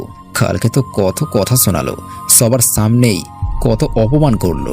নিলয় কথাগুলো সামনের দিকে তাকিয়ে ভাবছিল। তখনই লেকচারার স্যার রুমে আসলো। তিনি এসেই বললেন, কাল এক্সাম, সবাই ভালো করুক এটাই চাই। স্যার, সবাই আর কই বলেন, ভালো তো একাই করে একজন, সে হলো নেহা। তা ঠিক, নেহার কাছ থেকে প্রথম কেউ নিতে পারবে না। সব সময় ক্লাসে যে কোনো এক্সামে টপ হয়ে থাকে। ওনাদের কথা নিলয় মনোযোগ দিয়ে নিশ্চুপ হয়ে শুনছিল, দর্শকের মতো। মনে হচ্ছিল ও নিলয় চাইলেও মাস্তানি করে প্রথম স্থান কেন, কলেজটাকেও নিজের আয়ত্তে নিতে পারে, কিন্তু নিলয় সেটা করবে না। এখানে সে মাস্তানি করতে আসেনি। নিলয়ের নতুন শহরে আসার পিছনে বিশাল একটি কারণ ছিল, আর সেই কারণের পিছনে রয়েছে ওর বাবা। স্যার সবাইকে বেশ ভালোভাবে প্রস্তুতি নিতে বললেন, বিশেষ করে নেহাকে তিনি দাঁড় করালেন। নেহার দিকে তাকিয়ে স্যার প্রশ্ন করলেন, তোমার মনে সাধারণত দুটো রং রয়েছে, সেই দুটো রং কি কি আর কেন রয়েছে? দুটো রং না থাকলে কি কি হবে? স্যার প্রশ্ন শুনে হইচই থাকা ক্লাসরুমটা যেন সহসাই নীরবতা ভর করেছে। নেহার দিকে ক্লাসের সবাই তাকিয়ে আছে। প্রশ্নটা আসলে কেমন যেন বেশ জটিল শ্রেণীর, কিন্তু নেহা হলো ক্লাসের প্রথম ছাত্রী। সে সবার থেকে একটু বেশি যেন ব্রিলিয়ান্ট। নেহা বলল, অ্যাকচুয়ালি আমি জানি না স্যার, তবে মানুষের মধ্যে রংধনুর 7 রঙই থাকে। অবস্থা বুঝে রঙের পরিবর্তন হয়। কিন্তু রংধনুতে যে দুটো রং নেই তা মানুষের মনের মধ্যে থাকে। সেই দুটো রঙের বিশ্লেষণ চাই, কে বলতে পারবে? স্যার, নিলয় বলবে। রকির কথা শুনে সবাই পিছনে ঘুরে তাকালো। নেহা কিছুটা রাগী চোখে তাকায়, কারণ সবসময় নিলয় এমন প্রশ্নের উত্তর দিতে থাকে। আর দিন দিন স্যারের পছন্দের ছাত্র হয়ে যাচ্ছে। স্যার নিলয়ের দিকে তাকায়। নিলয় বিরক্ত হয়ে রকির দিকে চেয়ে আছে, তবে বেশিক্ষণ সে তাকিয়ে থাকতে পারল না। স্যারের অনুমতি পেয়ে নিলয় বসে থেকে উঠে দাঁড়িয়ে বলা শুরু করলো, স্যার, মানুষের মন দুটো রঙে আবদ্ধ, একটি হলো কালো আর একটি হলো সাদা। কালো রঙটি মানুষকে নিকৃষ্ট বোঝায়, আর সাদা রঙের মানুষদের বোঝায় ভালো। সমাজে অনেক বড় মাপের লোক আছে, তাদেরকে বাহির থেকে যেন মনে হবে খুব ভালো, কিন্তু ভিতরে তারা এক একটা মিচকা শয়তান। তাই মানুষের মনে দুটো রঙের আবির্ভাব দেখা যায়, যা রংধনুতে নেই। গুড, ভালোই বলছো। যাই হোক, সবাই এক্সামের প্রিপারেশন নাও, দেখা হবে তাড়াতাড়ি। স্যার সেখান থেকে চলে গেলেন। নিলয় বাকি ক্লাস করলো না, সে চুপচাপ ক্লাস থেকে বের হয়ে গেল। পিছনে রকি দৌড়ে আসছে। নিলয়ের পাশে এসে দাঁড়িয়ে রকি হাঁপাতে হাঁপাতে বলে, নিলয়, তুই এখানে কোথায় থাকিস? কোনো গোপন জায়গাতে? এখানে কেউ আমাকে চেনে না, তাই গোপন জায়গাতে থাকার কোনো মানে হয় না। আমার ম্যাচে থাকবে? না, আমি একা থাকতে পছন্দ করি। আর কোথায় থাকি সেটা আমার নিজের ব্যক্তিগত জায়গা, সেখানে বাইরে কারো প্রবেশ নিষেধ। নিলয় তাড়াতাড়ি ক্যাম্পাস থেকে বেরিয়ে চলে আসে। নেহা এসে রকির পাশে দাঁড়ালো। রকির দিকে আগ্রহ সহিত দৃষ্টিতে তাকিয়ে বলল, কিছু জানতে পারলে? না, ও কোথাও থাকে না, কে জানে। তোমার বন্ধুর এত ভাব কেন? ও এরকমই কম কথা বলে। তবে কালকের কাজটা কিন্তু নিলয় করেনি। জানি আমি, অবশ্য এটা পরে জেনেছিলাম। আচ্ছা আসি, দেখি ওই খ্যাটটা কতদিন আমাকে পাত্তা না দিয়ে থাকতে পারে। আমিও দেখাবো নেহা কি জিনিস। নিলয় হাঁটছে রাস্তার এক পাশ দিয়ে। হঠাৎ একটি কালো গাড়ি নিলয়ের পাশে এসে থামলো। গাড়ির ভিতর থেকে একজন লোক চিৎকার দিয়ে নিলয়কে থামতে বলে। নিলয় দাঁড়িয়ে যায়। সে লোকটা গাড়ি থেকে নেমে নিলয়ের সামনে আসলো। নিলয়ের দিকে তাকিয়ে বলল, তুমি নিলয়? আচ্ছা, ভার্সিটিতে নতুন? নিজের খেয়াল রেখো, হয়তো ভার্সিটিতে আর না আসতে পারো। যদিও বেঁচে যাও তাহলে আজকের মধ্যে ভার্সিটি থেকে মানে শহর থেকে চলে যাও, না হলে বস তোমাকে মেরে নাজেহাল করে ফেলবে। আমি বসকে বলবো তোমাকে খুঁজে পাওয়া যায়নি, চলে যাও। আচ্ছা, হাসছো কেন? ভালোভাবে আজ বলে গেলাম, এরপর সোজা তুলে নিয়ে যাব। লোকটা আবার গাড়িতে যেয়ে বসে। ড্রাইভারকে ইশারা করে গাড়ি স্টার্ট করার জন্য। কয়েক সেকেন্ড পর গাড়ি স্টার্ট করে লোকটা সেখান থেকে চলে যায়। নিলয় সেখানে দাঁড়িয়ে মুচকি হাসতে থাকে। পকেট থেকে ছোট্ট একটা ফোন বের করলো ও। তারপর কাকে যেন ফোন দেয়। ফোনের ওপাশ থেকে ছেলেটা বলতে থাকে, ভাই চিন্তা নেই, কাজ হয়ে যাবে। ওকে। আর কোনো হেল্প লাগবে? না। নিলয় পরের দিন ভার্সিটিতে আসেনি। ভার্সিটির সামনে গত দিনে দুটো কালো গাড়িতে থাকা ছেলেগুলো দাঁড়িয়ে নিলয়ের অপেক্ষা করেছে। এরাই মূলত নিলয়কে মারতে এসেছে বলা যায়। তুলে নিয়ে যেতে এসেছে, কারণ এই ভার্সিটির সামনে দাঁড়িয়ে থাকা ছেলেগুলো হলো প্রিন্সের লোক, যারা 2 দিন ধরে নিলয়ের উপর নজর রেখেছে। নেহা ভার্সিটিতে এসে নিলয়কে খুঁজেছে। কয়েকবার পিছনে তাকালেও নিলয়কে ক্লাসে দেখেনি। ক্যাম্পাসের অনেক জায়গাতে খুঁজেছে নিলয়কে, কিন্তু নিলয় কোথাও নেই। রকির কাছে কয়েকবার জানতে চেয়েছে নেহা। নিলয়ের কোনো খবর রকিও দিতে পারেনি। যদিও রকি নিলয়কে আরো বেশি করে খুঁজেছে, কিন্তু নিলয়ের কোনো হদিস নেই। নিলয় কোথায়? এক্সামের দিন চলে আসলো। সবাই এক্সাম রুমে বসে আছে। খাতা দেওয়া প্রায় শেষ। নিলয় ভার্সিটির সামনে এসে দেখে ছেলেগুলো আজ নেই। দৌড়ে নিলয় এক্সাম রুমে প্রবেশ করলো। তবে পিছনের দরজা দিয়ে সে সবার পিছনের বেঞ্চেই বসলো। অপরিচিত এক টিচার এসে নিলয়ের প্রবেশপত্র চেক করে। খাতা দিয়ে তিনি নিলয় থেকে চলে যায়। নিলয় এক্সাম দিয়ে সবার আগে এক্সাম রুম থেকে বেরিয়ে যায়। নিলয় এক্সামের পরের দিন ক্লাসে এসেছে। সবাই যে যার মতো গল্প করছে। নিলয় চুপচাপ বসে ওর নিজের বাবার কথা ভাবছে মা নামের খারাপ একজন মহিলার কথা, যে কিনা নিলয়ের স্যার রুমে প্রবেশ করলেন। হাতে একটি কাগজ, হয়তো সেটার রেজাল্ট কার্ড। উনি চেয়ারে বসে সামনে তাকাতেই দেখে নিলয় মাথা নিচু করে বসে আছে। নিলয়কে একদিন ক্লাসে না দেখে উনি প্রশ্ন করলেন, তুমি গতদিন ক্লাসে আসলে না যে? একটু অসুস্থ ছিলাম। ওকে, কাল এক্সাম হয়ে গেছে, তার রেজাল্ট আজকে দিচ্ছি। Okay sir. এই সাপ্তাহিক এক্সামে প্রথম কে হয়েছে কেউ কি জানো? মানে বলো তো কে হতে পারে? আমি জানি স্যার, আর সে হলো নেহা। না, প্রথম হয়েছে নিলয় হাসান আর দ্বিতীয় হয়েছে নেহা।